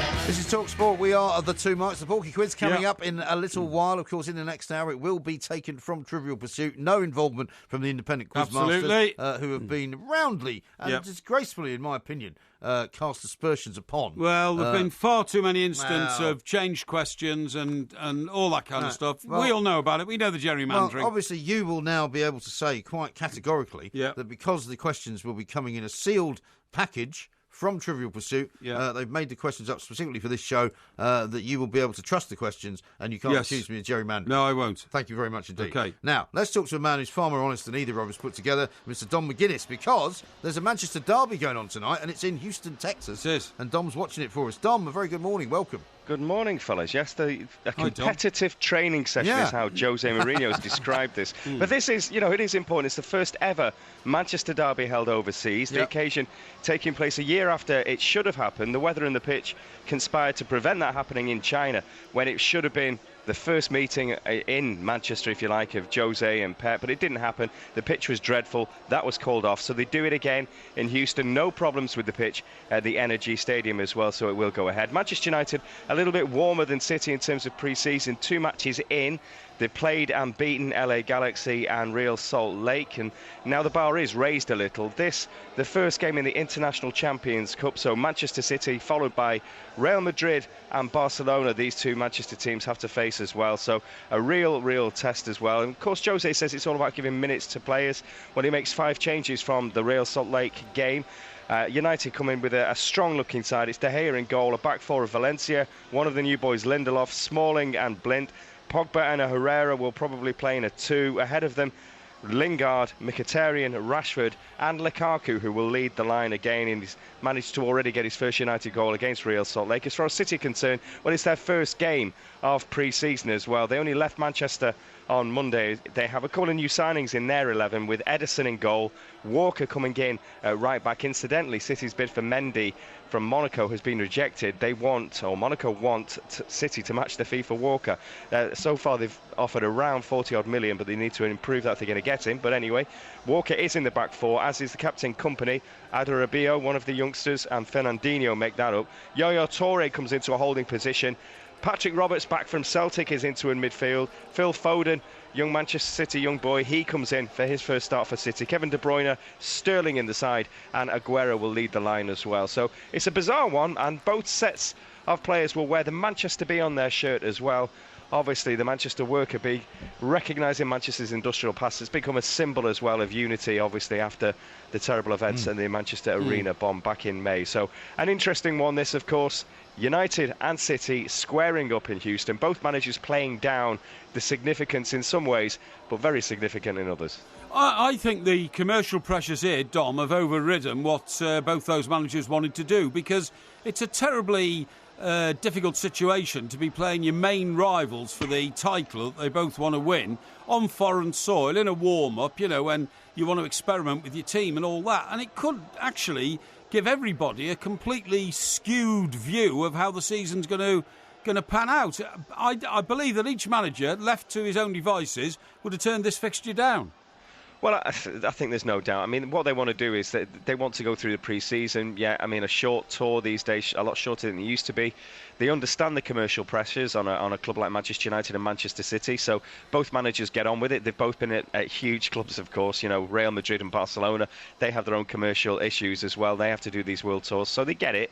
And they understand that they do have to play each other in a situation like this. You're talking about a stadium just shy of 72,000, absolutely full of mainly US-based soccer fans wearing red or blue shirts. Mainly red around the stadium, because Manchester United do have that global fan base. That's been there more solid for so long. But Manchester City are certainly up in their game, and that's why this game happens. You're right, both managers could do without the headache of rivalry and talk of this, that, and the other, and talk of barometers for a new season, because of course you can't read too much into this, whatever happens. United should be a little bit, as I mentioned, on it, because they've played 2 games already. City going into this possibly a little bit cold.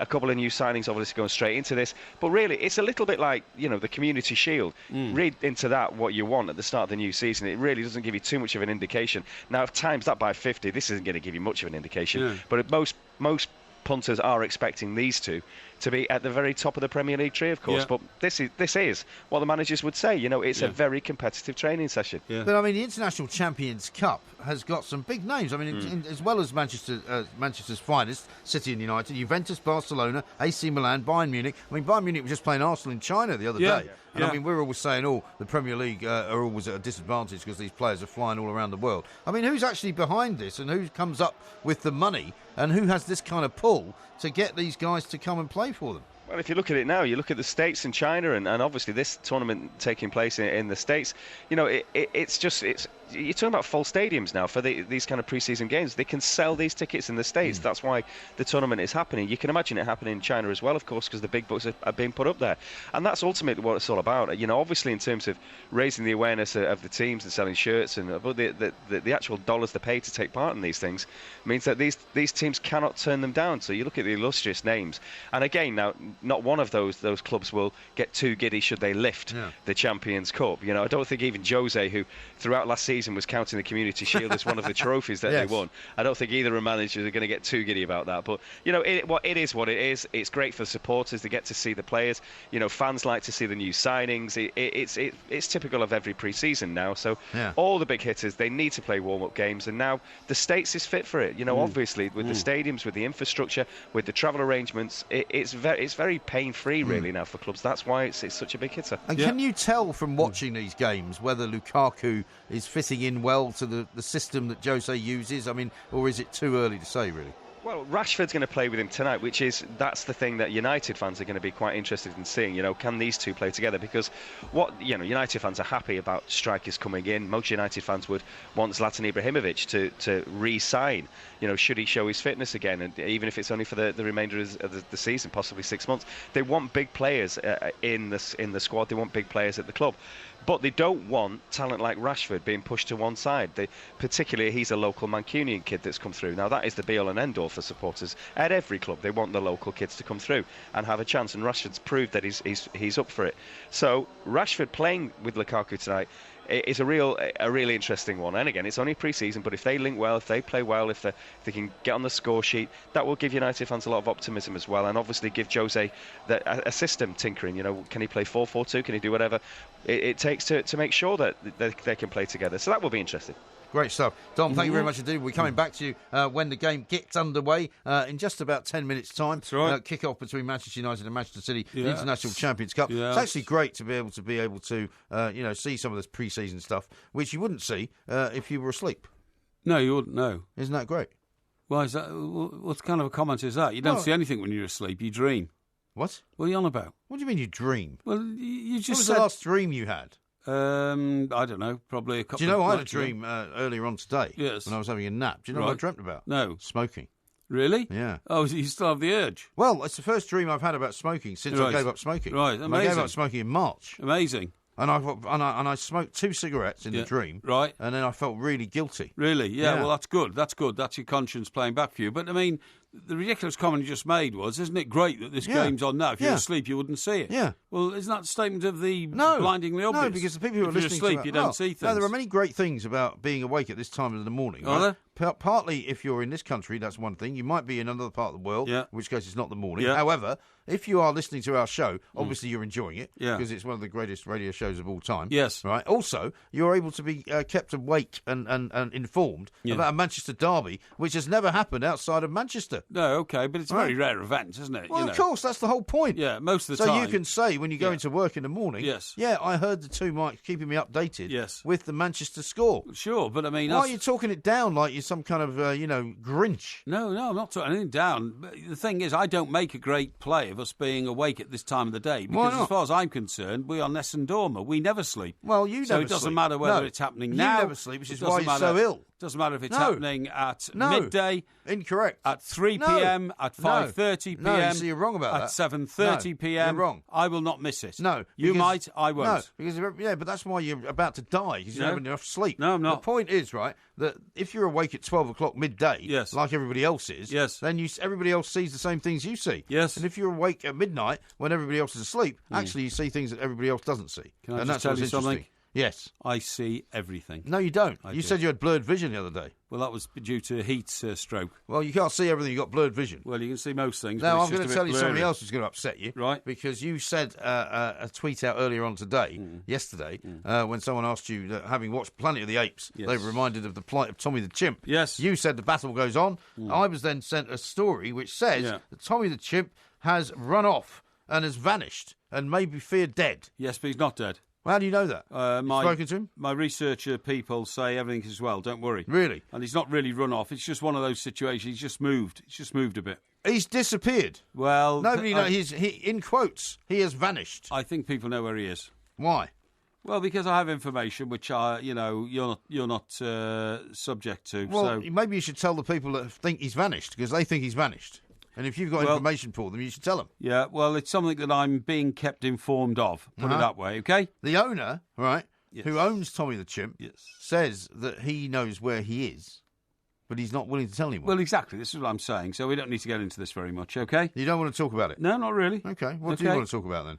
What do I want to talk about? Yeah, what do you want to talk about? Well, we're going to talk a lot about the Isle of Skye. Are we? The Isle of Skye. I love the Isle of Skye. Because... there's a fantastic restaurant there called the Three Chimneys. Is it? Yeah, the Three Chimneys. I've heard of that, yeah. Because, do you know what? I think there's a Three Chimneys restaurant in Northern Ireland. This one's got a Michelin star, though. Just outside Belfast. Are you sure? But, yeah, I think so, yeah. Right. But anyway, what I was going to say is that I have an ambition to go to Skye. In fact, I have an ambition to go to lots of parts of Scotland. Yeah. But there's a bridge over to Skye now. Skye Plus. Eh? Skye Plus. We haven't got any time to talk about it now. Yeah, well, the Skye is going to be closed soon because there's too many people there. Is it? I'm going to tell you all about that in a minute. Okay? Maybe Tommy the Chimp's there. No, he's not. He's Talk Sport.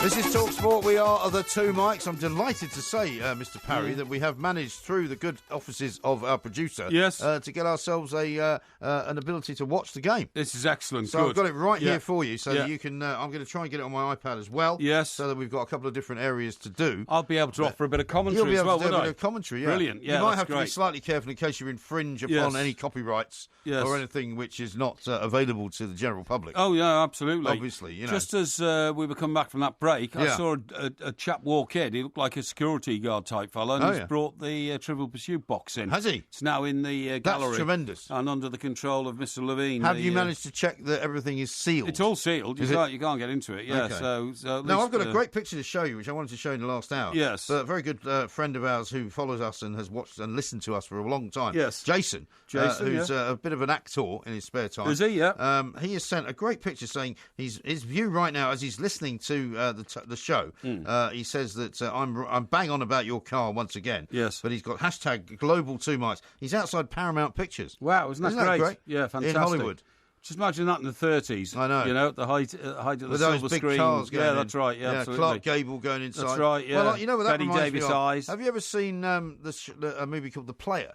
The Player. What's that about? With Tim Robbins. It's a brilliant story about Is it Hollywood. A piano player? No, it's not about a piano player. It's about a player in Hollywood. It's about a guy who is a sort of Hollywood producer. Oh, I see, yeah. And about all the shenanigans that go on. Okay. It's fantastic. A bit like Swimming with Sharks. Okay, yeah. Which is a really great movie. And what's it about? Kevin Spacey. Well, it's all about just the nastiness and the machinations that go on in a Hollywood studio. Really? And the people are trying to sort of, knife each other. Bit like the carpetbaggers? A bit like Fleet Street, I know. It's the inner workings of how the producers work, how the agents work, how the stars work and all that, It's fascinating. The Carpetbaggers was a book by Harold Robbins, a novel. I never read it. I've never read any of those. It was brilliant. It was kind of based on Howard Hughes' life. Howard Hughes was the richest man in the world at the time. Okay. Who made billions of pounds in, amongst others, the film industry, and how the film industry grew up around him in California. And how the man who invented Las Vegas was around at the time and all that kind of stuff. Anyway, that's by the by. Now, Skye. Let's make this absolutely clear. We're talking here about Skye, S-K-Y-E, the island. The island. We're not talking about Skye, the TV company. No. Okay? That's right. So when I said Skye Plus earlier, I was just joking. You're joking, but then you said, why Skye's got to close down. So that might have sent a few ripples through British industry. Oh, I see what you mean. All I'm saying. Well, I don't think anybody realised that I was suggesting that Skye, the broadcasting organisation, was shutting down, even though they are involved currently in a sort of, shall we say, a government inquiry. Yeah, well, it looks like they're going to sort of open up rather than close down, but that's another story altogether. Yeah. Now, what's happening in Skye, the island, is that they have a resident population of 10,000. Right. So actually, all the facilities on the island are designed for 10,000 people. And most of those people, I think I'm probably right in saying, live in a place called Tiree, which is the capital of Skye, if you like. Right. It's like the one town that Skye has. I see, okay. So when you drive over the bridge, yes, which is relatively new, because you used to have to take the ferry. bridge has only been there about 10 years, hasn't it? Yeah. But the bridge has made it a lot easier now to get in there. Yeah. As you drive over the bridge, you come to the town,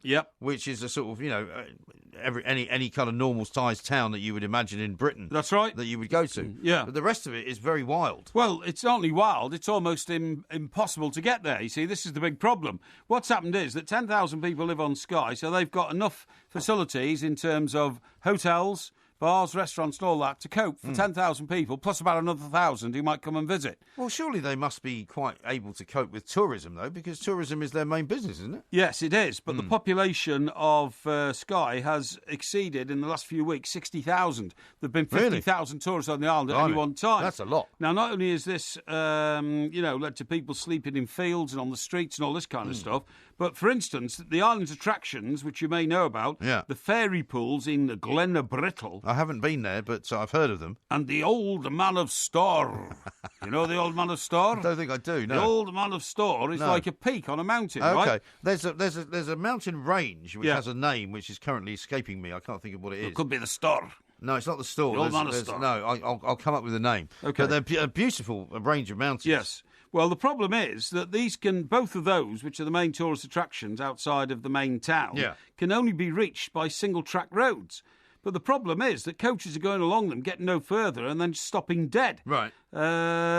People who can't get a hotel are blocking these roads with motorhomes. Yes, there's a lot of that. They're just literally stopping and living there. Yeah. And Shirley Spear, the chairwoman of Skye Connect, which is representing all the businesses and tourism organisations, has said, look, we're going to have to ban large vehicles coming over the bridge. See, Skye Connect is a bad thing, isn't it? Yes. Because that sounds like Sky it does, TV. Yeah. It does, yeah. You know, if you ring them up and go, look, is this Skye Connect? Yeah, that's right, That doesn't sound good. The Cullens, I believe, is the name of the mountain range. Okay. Because, there's a soup that you can get, and I think when we were in Edinburgh, I offered it to you, and you didn't like the sound of it. Yes. Cullen Skink. Which is a sort of Skye-based... Cullen what? Cullen Skink. Oh, Cullen Skink. Cullen being the mountain range in Skye. I see. Skink, I'm not entirely sure what it means, but it's basically a smoked fish style soup, like a chowder. It's a bit like chowder. A chowder, yeah. But it's kind of a creamy thing. It's very nice. Okay, sure. Very good. Now, the reason this population explosion of tourists has come about is, once again, the Hebridean Island status as a must-see destination was bolstered after it featured in a host of blockbusters, including the BFG. That's the Big Friendly Giant, wasn't it? Yeah. That starred that guy Rylance, didn't it? Yes, I think so, yeah. You thought it was a good film? Well, it was a kids' film. I mean, the kids liked it. I watched it with the kids, quite enjoyed it. I may have been in several sheets of the wind by the time we actually watched it. Yeah. Prometheus. But I quite enjoyed it. Prometheus, that's the one that's the Alien sort of prequel. Oh, is it? Okay. Do you know we were talking about this. Do you know how they're bringing out a new Alien film? That's right, yes. But the Prometheus was the one that was quite weird. Yes. And it was made about it was supposed to be before Sigourney Weaver and the rest of them went up into the craft. Okay. And finally, Michael Fassbender's Macbeth. Oh, yeah. Which I haven't seen apparently that. was the best ever filmed version, Really? according to people who know about it. Okay. That all attracted visits from celebrities, including Kanye West. Oh, yeah. The American rapper. Kanye West? Yeah. What the hell is he going to Skye for? I don't know. Kanye West tipped up on Skye. Plank. Said what a great place this is. Yeah. As did Harry Styles. Well, I'm sorry. The former One Direction singer. I don't regard singer. either of those people as in any way adding to anything whatsoever in the west of Scotland. Okay. I can tell you, though, that when I went to the Isle of Skye, and I did go, the Three Chimneys is a magnificent restaurant. Yes. Possibly one of the best 5 restaurants I've eaten in the world. Right, okay. Right? They give you your food on a slate. Yeah, I can't stand that. You wouldn't like that. No, you wouldn't like any of it. No. You wouldn't like any of the food, then. No. Why? What's it like? Because it's, gourmet-style food. Is it? Yeah. You don't get much like. Yeah, okay. They don't do chips, right? No. They don't do beans. Okay. They don't do cheese on toast. Right. They don't do corned beef. Okay. They don't do orange squash. No, okay. But they do langoustine from the local loch. Oh, yeah? Which is lovely. Yeah. Right. And also, what I was going to tell you, I've told you the story before, when we rented a little cottage, actually we got a free cottage by the Scottish Tourist Board. That's right, great. And this was where the red deer came right up to me, there was about 12 of them, and stood all around me when I was outside having a cigarette. Really? That was amazing. And was that in the garden on Skye? Yeah. Oh, really? Yeah. Beautiful. Well, so there's a load of deer on Skye, Loads obviously. of red deer. They swim over from the mainland. They must have swum over from the mainland. They came over the bridge. Doubt if they'd be allowed to use the roads. No, they came over the bridge. Really? Yeah. Oh, okay. If you say so. Probably in the middle of the night when there's nobody else there, you know. The Two Mics, simulcast across the UK on Talk Sport and Talk Radio. You got to know when to hold up, know when to fold up, know when to walk away, and know when to run. You never count your money. When you're sitting at the table, there'll be time enough for counting when the dealing's done. Did I not see something earlier this week that Kenny Rogers and Dolly Parton were going to do their last ever show together? Yeah, I think so. And he's nearly 80 now, Kenny Rogers. Yeah, great song that, though, isn't it? Yeah, brilliant song. Gambler. Know when to hold 'em, know when to fold 'em. Yeah. I know exactly what he's talking about. Jay the cabbie has texted us to say Manchester United have played Manchester City at Wembley before. Well, they probably have. Yeah, but it's overseas, isn't it?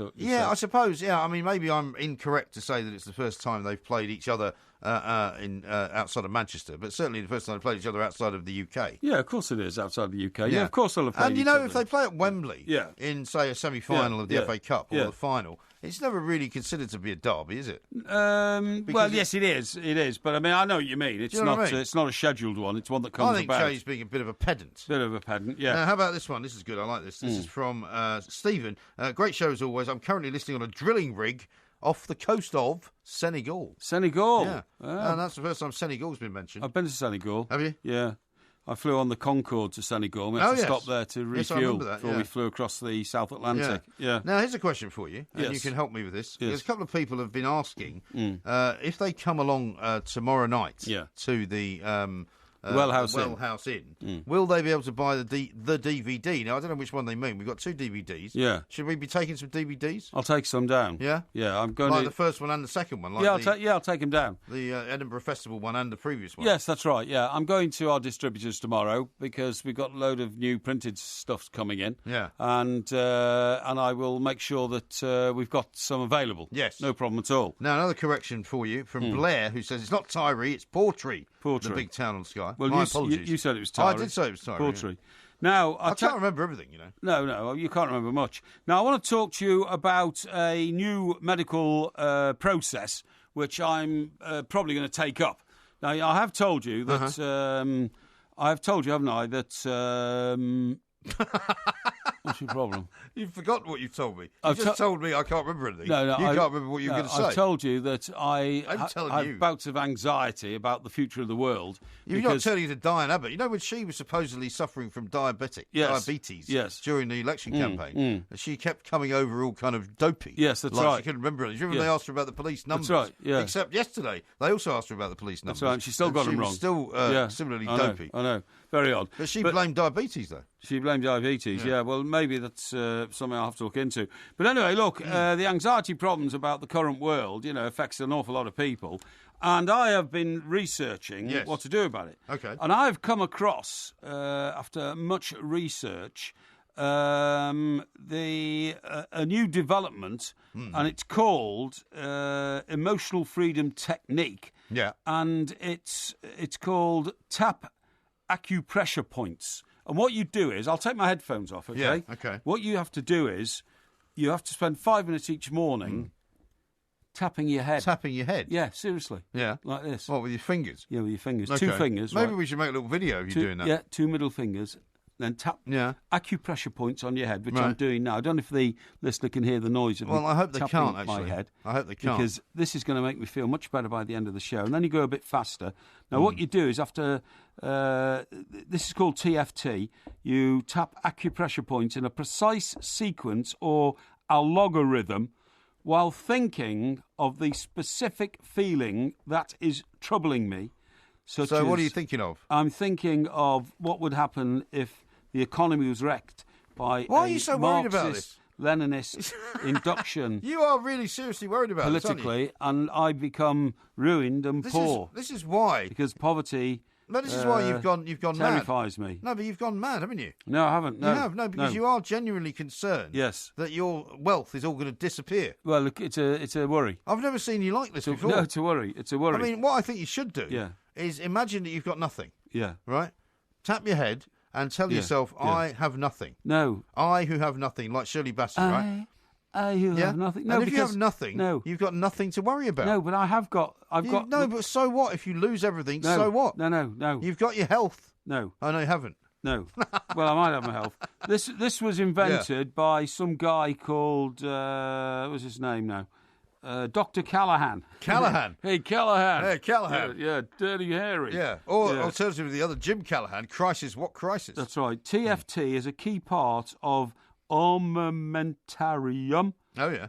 With neuro-linguistic programming, hypnotherapy. I'm still tapping my head, by the way, folks. See, if you can hear the noise. Nobody can hear it. Well, I hope they can, because I'm tapping a bit harder now to make a noise. How's that? How about that? No, that's you tapping the on the desk. desk. I'm just trying to give them a kind of a sound so they can listen to something. So just to let you know, programming, hypnotherapy and nutrition. Is it making you feel any better?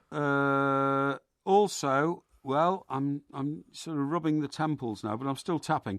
Now, also, it's recommended that you use another process called Axolina and Aclacina, as well as tapping, is another sequence to try and beat general anxiety, okay? I'm worried about you now. I'm getting seriously worried about you. I think you may have lost the plot altogether. No, I haven't, honestly. The head tapping, I'm going to get it right. I'm going to practice it overnight to make sure that my mind is released tomorrow. Good. Okay? That's a good idea. It is, the guy who invented it is Dr. Roger Callahan. Right. But he's dead.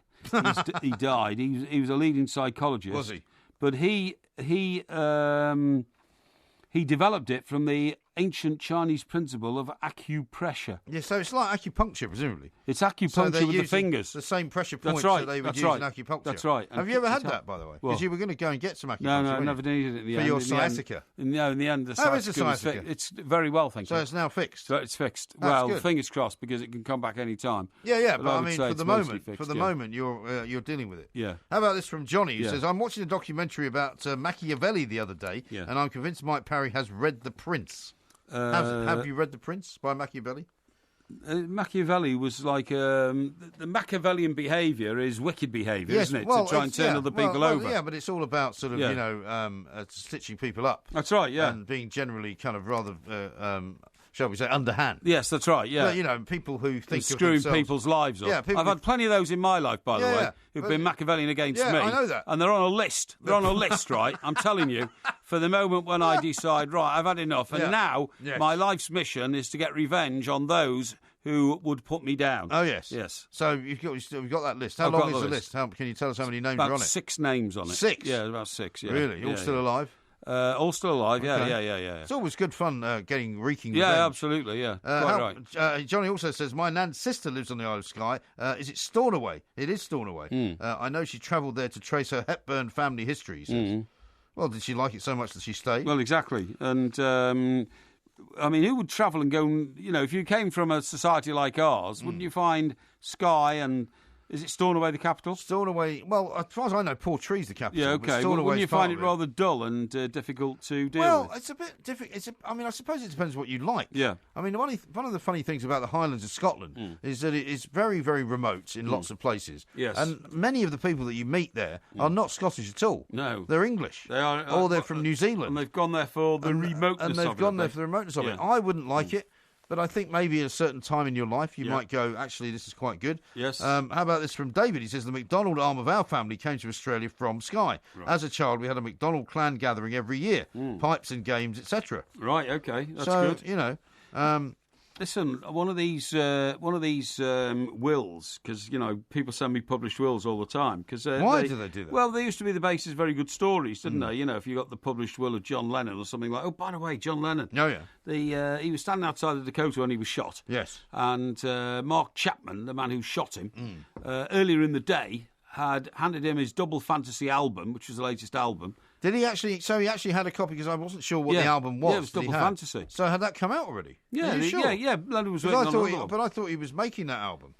So he would have had a different. Surely he would have had a different album. I'll double check that. But I thought it was something like. Anyway, the point of the story is, like a lot of fans, he hung around outside the Dakota. So Lennon comes out and he's on his way to the studio in a car with Yoko Ono. Yeah. And Chapman didn't speak, so Lennon took the initiative and said, "Hello. Yeah. Can I help you?" Right. And he said, "Oh yeah, Mr. Lennon. I'm a big fan." He said, "Okay." They shook hands. Right. and then Lennon signed the album that Mark Chapman was holding. Yes, okay, right. I'm trying to work out. And this would have been on his way, I suppose, back down there. It was right? Double Fantasy. It was. It was Double Fantasy. Okay, Right. so he's working on a new album. Okay. So anyway, he signs it. When Lennon gets back, some 6 hours later, because he'd been to the recording studio again with Yoko, and obviously it was late at night because we all know what happened then. He got out, and Chapman was still there. But Chapman wasn't holding the album. Right. But he knelt down on one knee as John Lennon turned to go into the Dakota and then shot him 4 times. He adopted the sort of aggressive stance of a shooter, didn't he? That's right, yeah, with both hands. And was it because he'd been trained to do that? I can't remember. No, I don't think so. I think he'd read it in a book somewhere. You know, he's obsessed with the Catcher in the Rye and all that kind of stuff. The reason I'm telling you this is because Chapman put the album into a plant pot behind him, right, just outside the Dakota. During the course of the investigation sweeping the street, a maintenance worker found it and handed it to the police. Right. When Chapman was then convicted of shooting Lennon and given 20 years to life, which he's still serving, the album was returned to the maintenance worker. The police said, well, it's your property. Right. Finders keepers. Interesting. The felon concerned has no rights over the property of this album. Right. The album's going to be sold for $1.5 million tomorrow. Wow. Yeah. Wow. Yeah. Well, it's going to be auctioned, I guess. So, I mean... I'll show you the picture of the album. It's that one with Lennon and Yoko on the front kissing each other. I still have that album. Yeah, you still got it, I still have the original, which I bought when it came out. Yeah. You know. Pretty amazing. Pretty amazing. Incredible stuff. The Two Mics. Simulcast across the UK on Talk Sport and Talk Radio. So don't ask me no questions, and I won't tell you no lies. So don't ask me about my business, and I won't tell you no This is Talk Sport. We are the Two Mics. It is, of course, the end of the week. Not really the end of the week because we can argue about it for the rest of time. Yep. But we will be back over the weekend, Saturday and Sunday. We will of be. Of course, Yep. as part of the warm-up show. Yeah. But right now it's time for the Porky Quiz. And you have chosen this week, Mr. Parry, to have the quiz questions put together by those very good people at Trivial Pursuit. Absolutely. We borrowed their question compilers. Thank you very much indeed, because I'm fed up with the gerrymandering that is involved when you, in collusion with the so-called independent quizmasters, bring in the questions. I should say that this is already live on Facebook. Yeah. We haven't yet put out the link, which I'm going to need to do. Yeah, we're going to need to do that. While I'm about to do that, I'm just holding up for those people who are watching on Facebook Live the Trivial Pursuit box. Which I wish to examine, please. You'd like to examine it? All right, well, while you examine the fact that those are very, very much sealed, let me please put out the link so that people can watch it on Twitter as well as on Facebook, because what you will find is that the questions, and this is what we normally would do, right? Yeah. The questions are, of course, sealed. Yeah. However, you normally get to choose 12 questions, don't you? Yes. Because it's 2 from each colour. That's right. Now, you're already looking at the cards. Yes. Now, I would say that's cheating. No, it's not cheating. Well, you're looking at the cards. Because I can only see either questions or I can only see answers. Okay. But I can't see both sides, so I don't know what questions apply to what answers. Well, I'm going to make sure that you can't see whatever that is. Yeah, okay. All right, now I'm just putting out watch the Two Mics Porky Quiz right now, live. Okay. Right now, let me just put that out. This looks like a genuine Trivial Pursuit box. Good.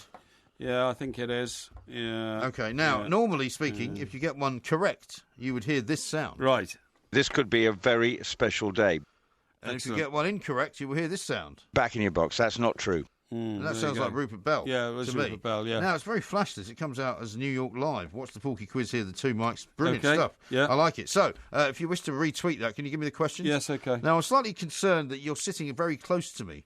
No, I'm sitting close to the mic to get in the frame so that we've got millions of independent observers to make sure there is no cheating, okay? Right, okay. Well, here's what I'm going to do. I'm going to put this like that so that you can't look over what I'm doing, okay? How did that come up then? What? We put out a link to say watch the Porky Quiz, and all of a sudden it goes New York Live. It says New York Live. Yeah, I don't think that takes you to the New York Live No, experience. it doesn't, no. But where did that come from? Well, it's because there's an advert on the Two Mics page okay. for the New York Live Extreme. Right. Extreme, not Extreme. Okay, well, that's gone all round now then, okay? Which is good, right? Yeah. Now, I have here these, I'm going to shuffle these, right? Yep. If you don't mind. You don't mind if I shuffle them? No, shuffle them, yeah. And what we're going to do is we're going to offer you the different colour scenarios, right? Because what we have is we have blue, yes. first of all. Yes. We have purple. Yep. Sorry, we have blue, we have magenta, we have yellow, we have purple, we have green, we have orange. Right? What's that? Oh, yeah, the categories. The blue category is geography. Yeah. The magenta is entertainment. The yellow is history. Yeah. The purple is art and literature.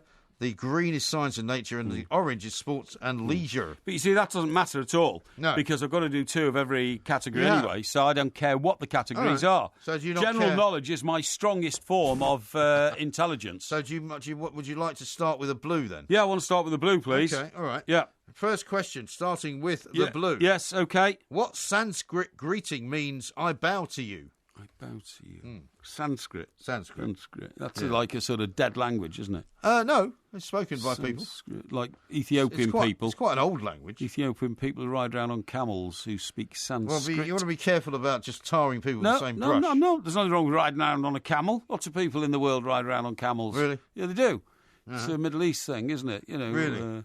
Goes back to Lawrence of Arabia. Stop digging yourself into a hole. Anyway, so what do we need? What do we need? I need the answer to what Sanskrit greeting means "I bow to you." I mean, how many Sanskrit greetings do you know? Okay, I know what it is. Go on. Ciao. No, it's not. Back in your box. That's not true. It is actually namaste. Namaste? Namaste. I've never heard of namaste. Yeah, well, I've heard of it when I was in India. Namaste. You've been to India, haven't you? No, been to Pakistan. All right. Here's one for you from the entertainment section. What colour is that, please? It is magenta. I get to choose the next colour. Do you? Yes. Well, you said you didn't care what colour. No, I want the sequence right. Well, I'm doing it in sequence. Right, I'll have magenta then. The next one is magenta. In 2004, Brad Pitt presented a BBC radio programme celebrating which British folk musician? What? Brad Pitt, 2004, Brad Pitt. 13 years ago. He's one of your mates at the BBC. Brad Probably got paid a bucket load of money. Brad Pitt. He presented a BBC radio programme celebrating which British folk musician? Folk musician. Yeah. I don't really know many folk musicians. No, I know you don't. I know who it could be. Yeah, who could it be? Definitely. So why don't you take my hand? Ralph McTell. No? Incorrect. Back in your box. That's not true. In fact, it was somebody called Nick Drake. Well, nobody's ever heard of Nick Drake. Well, I'm sorry. Who compiled these questions? Trivial pursuit. So far, they've compiled questions about things nobody knows anything about. All right, the next category on the list is yellow. Right, history. Yellow. Okay. You ready for one of those? Yeah, my strongest subject. Okay. Talk show host Jerry Springer was mayor of what city? He was mayor of Cincinnati. Correct. Thank you. This could be a very special day. You've got one. Yeah. The next question is a purple question. Yes. Let's see if you can get this one. The disapproving father of what artist referred to her marriage to Diego Rivera as an elephant and a dove? An elephant and a dove? Yeah. To who? Diego Rivera? Diego Rivera. I think he played for Argentina. No, I'm joking. I don't think he played for Argentina. See, that's so you're giving me misinformation now. I don't think he's a Trying footballer. to make me think he's a footballer. Well, this is a category called art and literature. I don't think it's about football. It's in the Diego Rivera, and her father was upset. So, who have I got a name? The disapproving father of which artist? Which artist? Referred to her marriage to Diego Rivera as an elephant and a dove. That would be... Yes, that would be... the Cuban beauty singer. The Cuban beauty singer. Was very curvaceous. With the fruit on her head. No. This will be J-Lo. J-Lo. It's J-Lo. The answer is J-Lo. J-Lo? J-Lo. No, incorrect. Back in your box. That's Jennifer not true. Lopez. It is, in fact, Frida Kahlo. Frida Kahlo. Yeah. Now, question number 5 is science and nature. Okay. Okay. How long does it take a human blood cell to make a complete circuit of the human body? What? Is it 1, 5, or 10 minutes? Ah, right. So you've got help there. Yes. 1, 5, or 10. Okay, thinking aloud here. Yeah. Human blood cell. Yeah. Now, you see, is that at the speed of a normal body or one whose heart only works at 1/3 of the pace of a normal heart? It doesn't give any categories. Doesn't give any categories. No. See, in my case, it's probably 10 minutes, but it could be. In a normal person, it's probably 1 minute. Yeah, I don't know. What options are there again? 1, 5, and 10. Right, I'm going to say... I'm just thinking how fast my blood moves. I'm going to say 1. That is correct. Hooray! This could be a very special day. Now, I'm told that we have to speed up, so you're going to have to give your answers a lot quicker. Okay. The final question of the first section, sports and leisure. Yeah. Okay. This question is: which Australian golfing great lost an arm and an eye when he walked into an aeroplane propeller? Yeah. Okay. I'm thinking aloud here. Yeah, okay. I'm thinking aloud and I'll have to say hurry you. his surname was Newton, without a shadow of a doubt. Really? He was a guy who what he used to do is he used to smoke on the green and throw the cigarette onto the green. I thought it was Doug Sanders. No, that was him as well. Are you sure? Yeah, his name was Newton. All right. That's my answer. Well, that's not a full answer. I need 2 names. He's got 2 names. Okay. You don't tell somebody his name is Newton. Right, his name live is on the Newton. second floor. Walked into a propeller, you're right, and I would say his first name was Jack. Correct. Hooray! This could be a very special day. Extraordinary. Yeah. Right, we now go back to blue, which is the start again. Geography, you get another 6 questions, okay? Okay, yeah. So far, you got 3 out of 6. That's brilliant. Which is 50%. 50%. A lot more Yeah. than you would have otherwise expected. That you anticipated. What was the first building in the world to have more than 100 floors? First building in the world to have more than 100 floors. Yes. Let me see. Now then, you see, thinking aloud here, you're obviously going to go for the Empire State Building, but then the Chrysler was built before the Empire State. I don't think that's got 100 floors. So I'm going to have to go to the Empire State Building. Correct. Hooray! This could be a very special day. Wow, 66%. That's an all-time record achievement. What are you talking about? Well, I've got 4 out of 6. You got 4 out of 6 currently. Yeah. Question number 7, I guess. It's question number 8, I suppose. Entertainment. Yeah. What rank was held by Hercule Poirot's sidekick Hastings in the classic TV adaptations that starred David de Suchet? David de Suchet. What was the I rank? hated Poirot. I thought he was a right little We haven't got time for chippy this. individual. We haven't got time. Right, so his I sidekick, just you want want to to know what his his rank? was, yeah. Now, this is in the Belgian police force. I don't know what police So force I it's would in. say his rank was Sergeant. Sergeant, incorrect. It was No. Capitan. Oh, Back in your box. That's not true. Right. So the next one, of course, is a yellow question, a history question. Which music legend was reported as a suspicious person and had his identity questioned by New Jersey police in 2009? 2009? Yeah. What's this, a rock star? I can't tell you that. What's it say? The question is, which music legend? Music legend. So I suppose he might be a rock star. I don't think it was Johann Sebastian But where was Bach. it? In New Jersey? In New Jersey. Music legend, Frank Sinatra come, thinking aloud, Frank Sinatra comes from I New don't think he Jersey. was alive in 2009. No, I think he probably wasn't. I think you're probably right. So in that case, I would say... I know who this is. Yeah, go on. Bruce Springsteen. Incorrect. Oh, no! Back in your box. That's not true. Bob Dylan. Bob Who Dylan. was, asked for his ID because he left it on the tour bus, apparently. Okay. Oh, there's been a goal. Goal! Yeah, there's been a goal. Should we go to Don McGuinness? But I had. Don McGuinness. It is Manchester United 1, Manchester City 0, 37 minutes played. United on the counter-attack, long ball forward. Ederson raced out of his goal. Lukaku was through as well. Lukaku got the better of the keeper, who was out of his penalty area, nodded the ball to the left-hand side.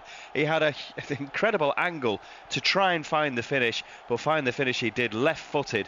An excellent striker's goal there. Good counter-attacking football from United.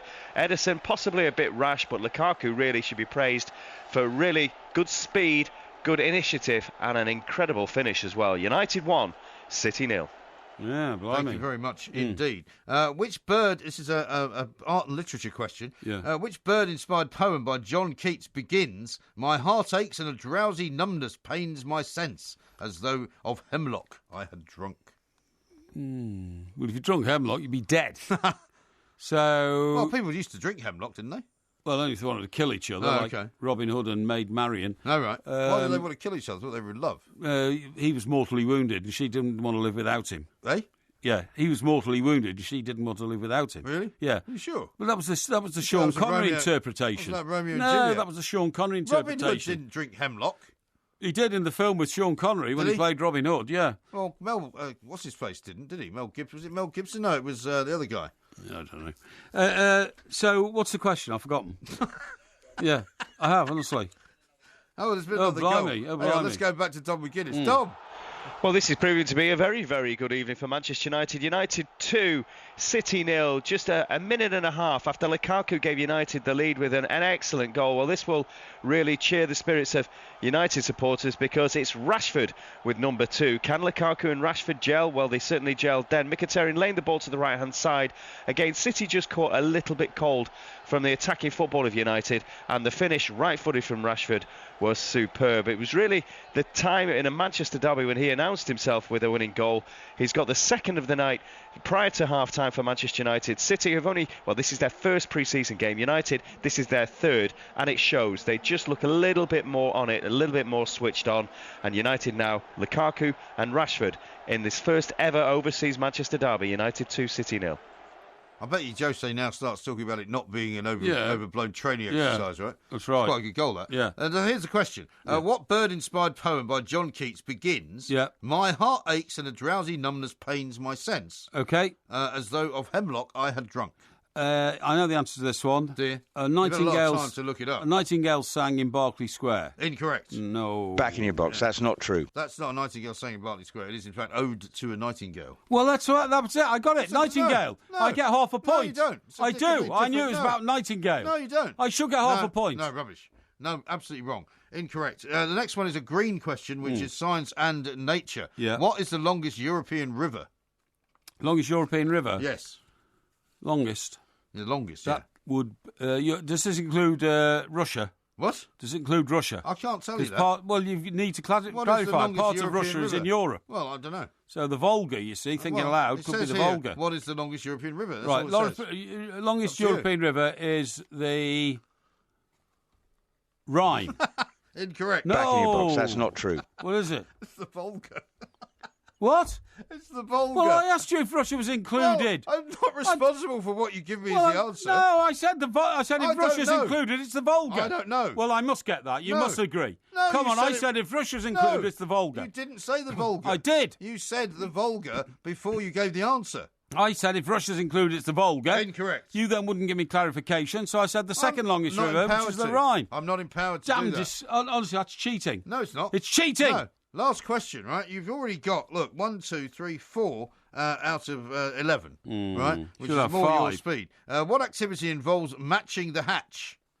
What? What sort of category is this? This is the sports and leisure. What activity involves matching the hatch? Matching the hatch? Yeah. Like in a sport? Well, it could be anything, couldn't it? Sports or leisure. Sports or matching the leisure. hatch. What do you match the hatch in? Hatch? I thought it was something filthy, actually. Matching the hatch. I think it's got to be something to do like matching the hatch. It's probably... Yeah. Belt and braces. No. Matching the hatch is an expression that comes from polo. Yeah. Incorrect. No. Back in your box. That's not It does, true. in fact, come from the Nigel Botherway area of TalkSport, which is, of course, fly fishing.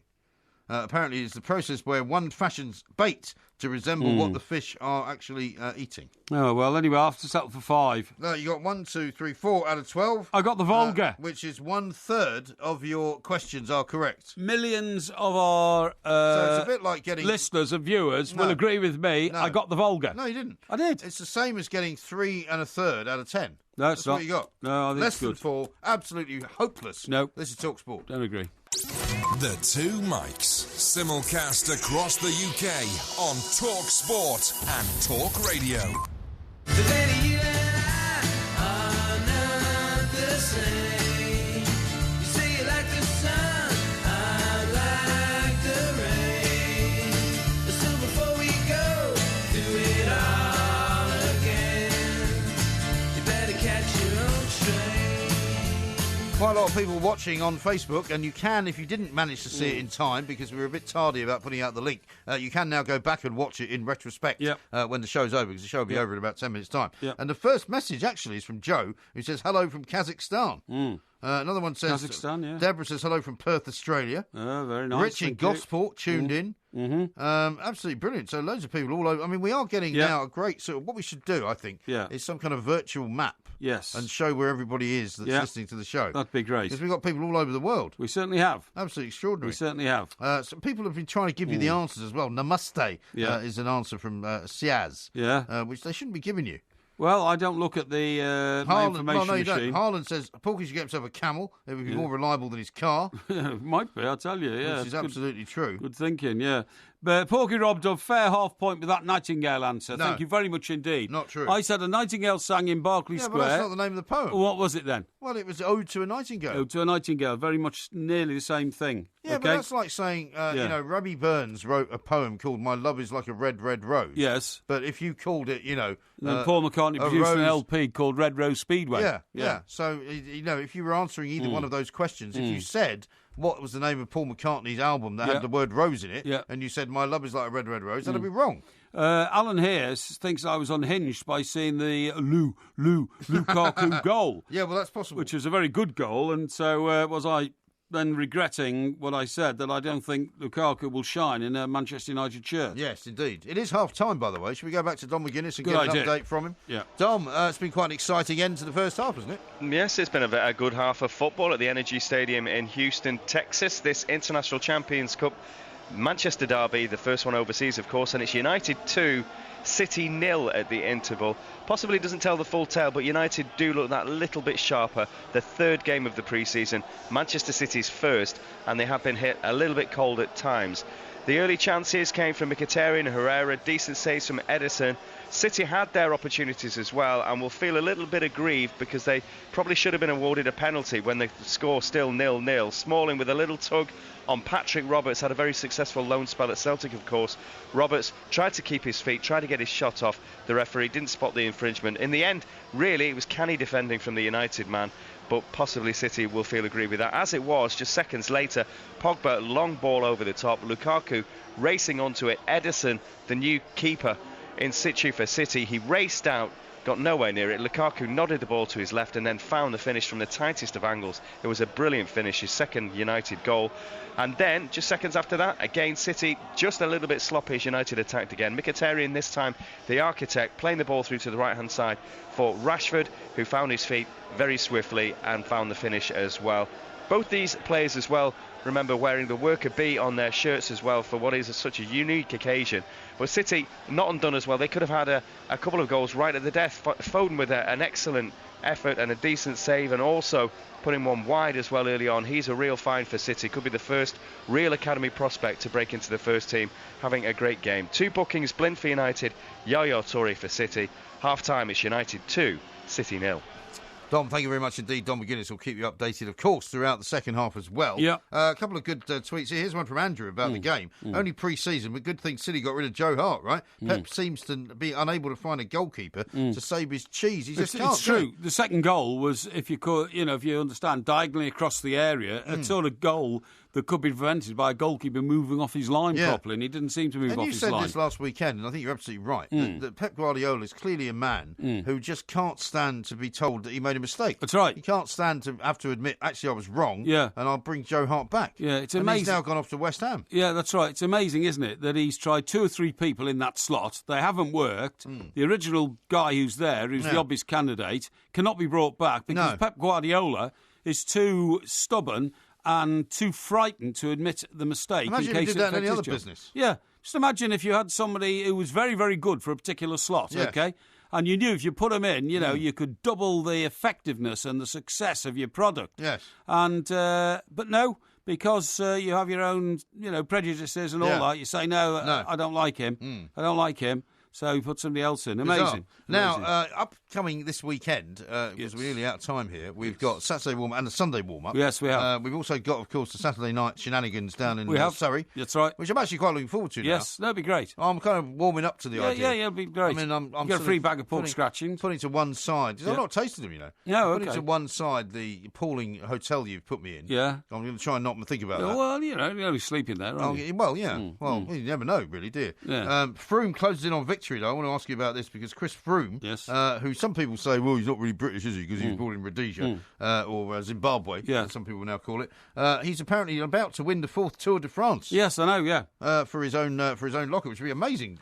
Incredible feat, actually. Not only that, but you know that midway through this race, he started sinking and losing stages and all that kind of stuff. Well, he's been in a couple of crashes as well. Yeah, crashes. But then when he got to the mountains, he suddenly, got back into form form and has suddenly seized the initiative. Let's just, before I forget, by the way, the story we told about the moon dust that you brought up a couple of days ago. Yes. The moon dust that lady found and which NASA tried to seize but then had to be returned to her has sold at auction in America for $1.8 million. Not bad, is it? That's original moon dust brought back, by the first guy on the moon, wasn't it? Well, Neil Armstrong, Neil Armstrong, yeah. So that's rather good payday for the woman who was the lawyer. Certainly is. Who said, this is my right, Yeah, you know? certainly is. Absolutely extraordinary. Yeah. Fantastic stuff. Yeah.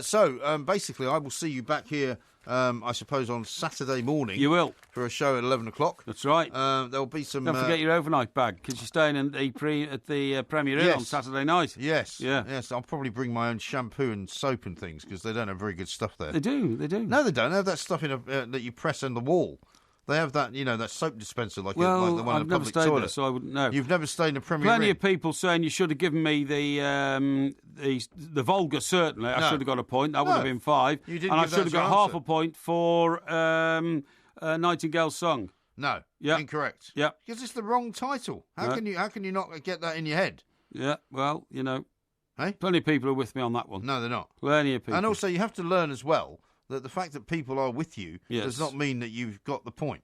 The fact that people agree with you does not mean you've got it right. MG always tell you he must take your first answer. You did not say thinking aloud, so you should get the river. Not true. You should get the river. That comes from Matthew. Okay. Yeah. Well, let's go back onto that question then, shall we? Yes. When I said to you, what is the longest river in Europe? Yes. You said to me, does it include Russia? Yes. As I always say to you, said I cannot tell you the answer to that because it's not within my gift to give you any hints about whether it includes Russia or not. Yeah. You said, because if it does, it might be the Volga. Yes. I then said, Well, that was I the can't. answer. Well, I then said, That was the answer. no, you didn't tell me that was your answer.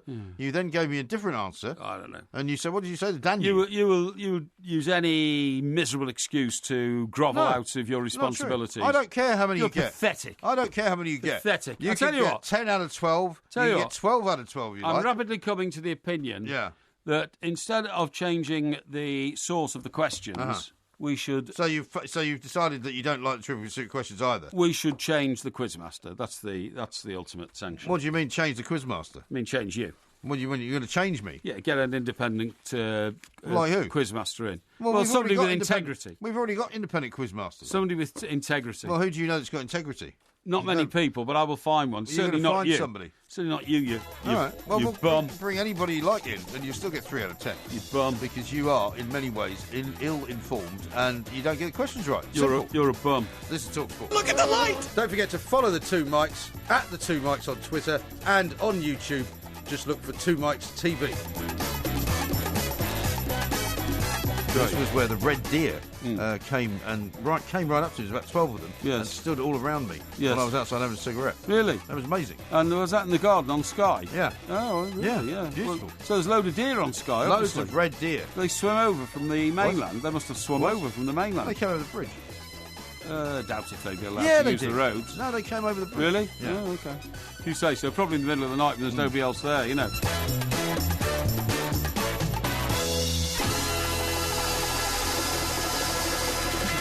Maldives is one of the world's most boring places, by the way. Have you been there? Well, it depends who you're with, doesn't it? Well, I suppose it if does. you're in the Maldives with Kate Moss, Yes. I don't think it'd be that boring. If you love the Two Mics podcast, you'll love the live show.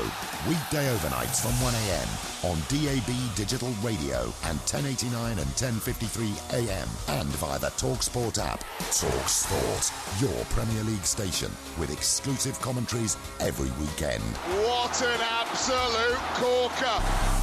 TalkSport. Guess the first major shock of the What day. was the first major shock of the Well, day? I got up this morning and I'm cleaning my teeth, and then I started having a stroke. What? I started having a stroke. You started having a stroke? Yeah. Back in your box. That's not true.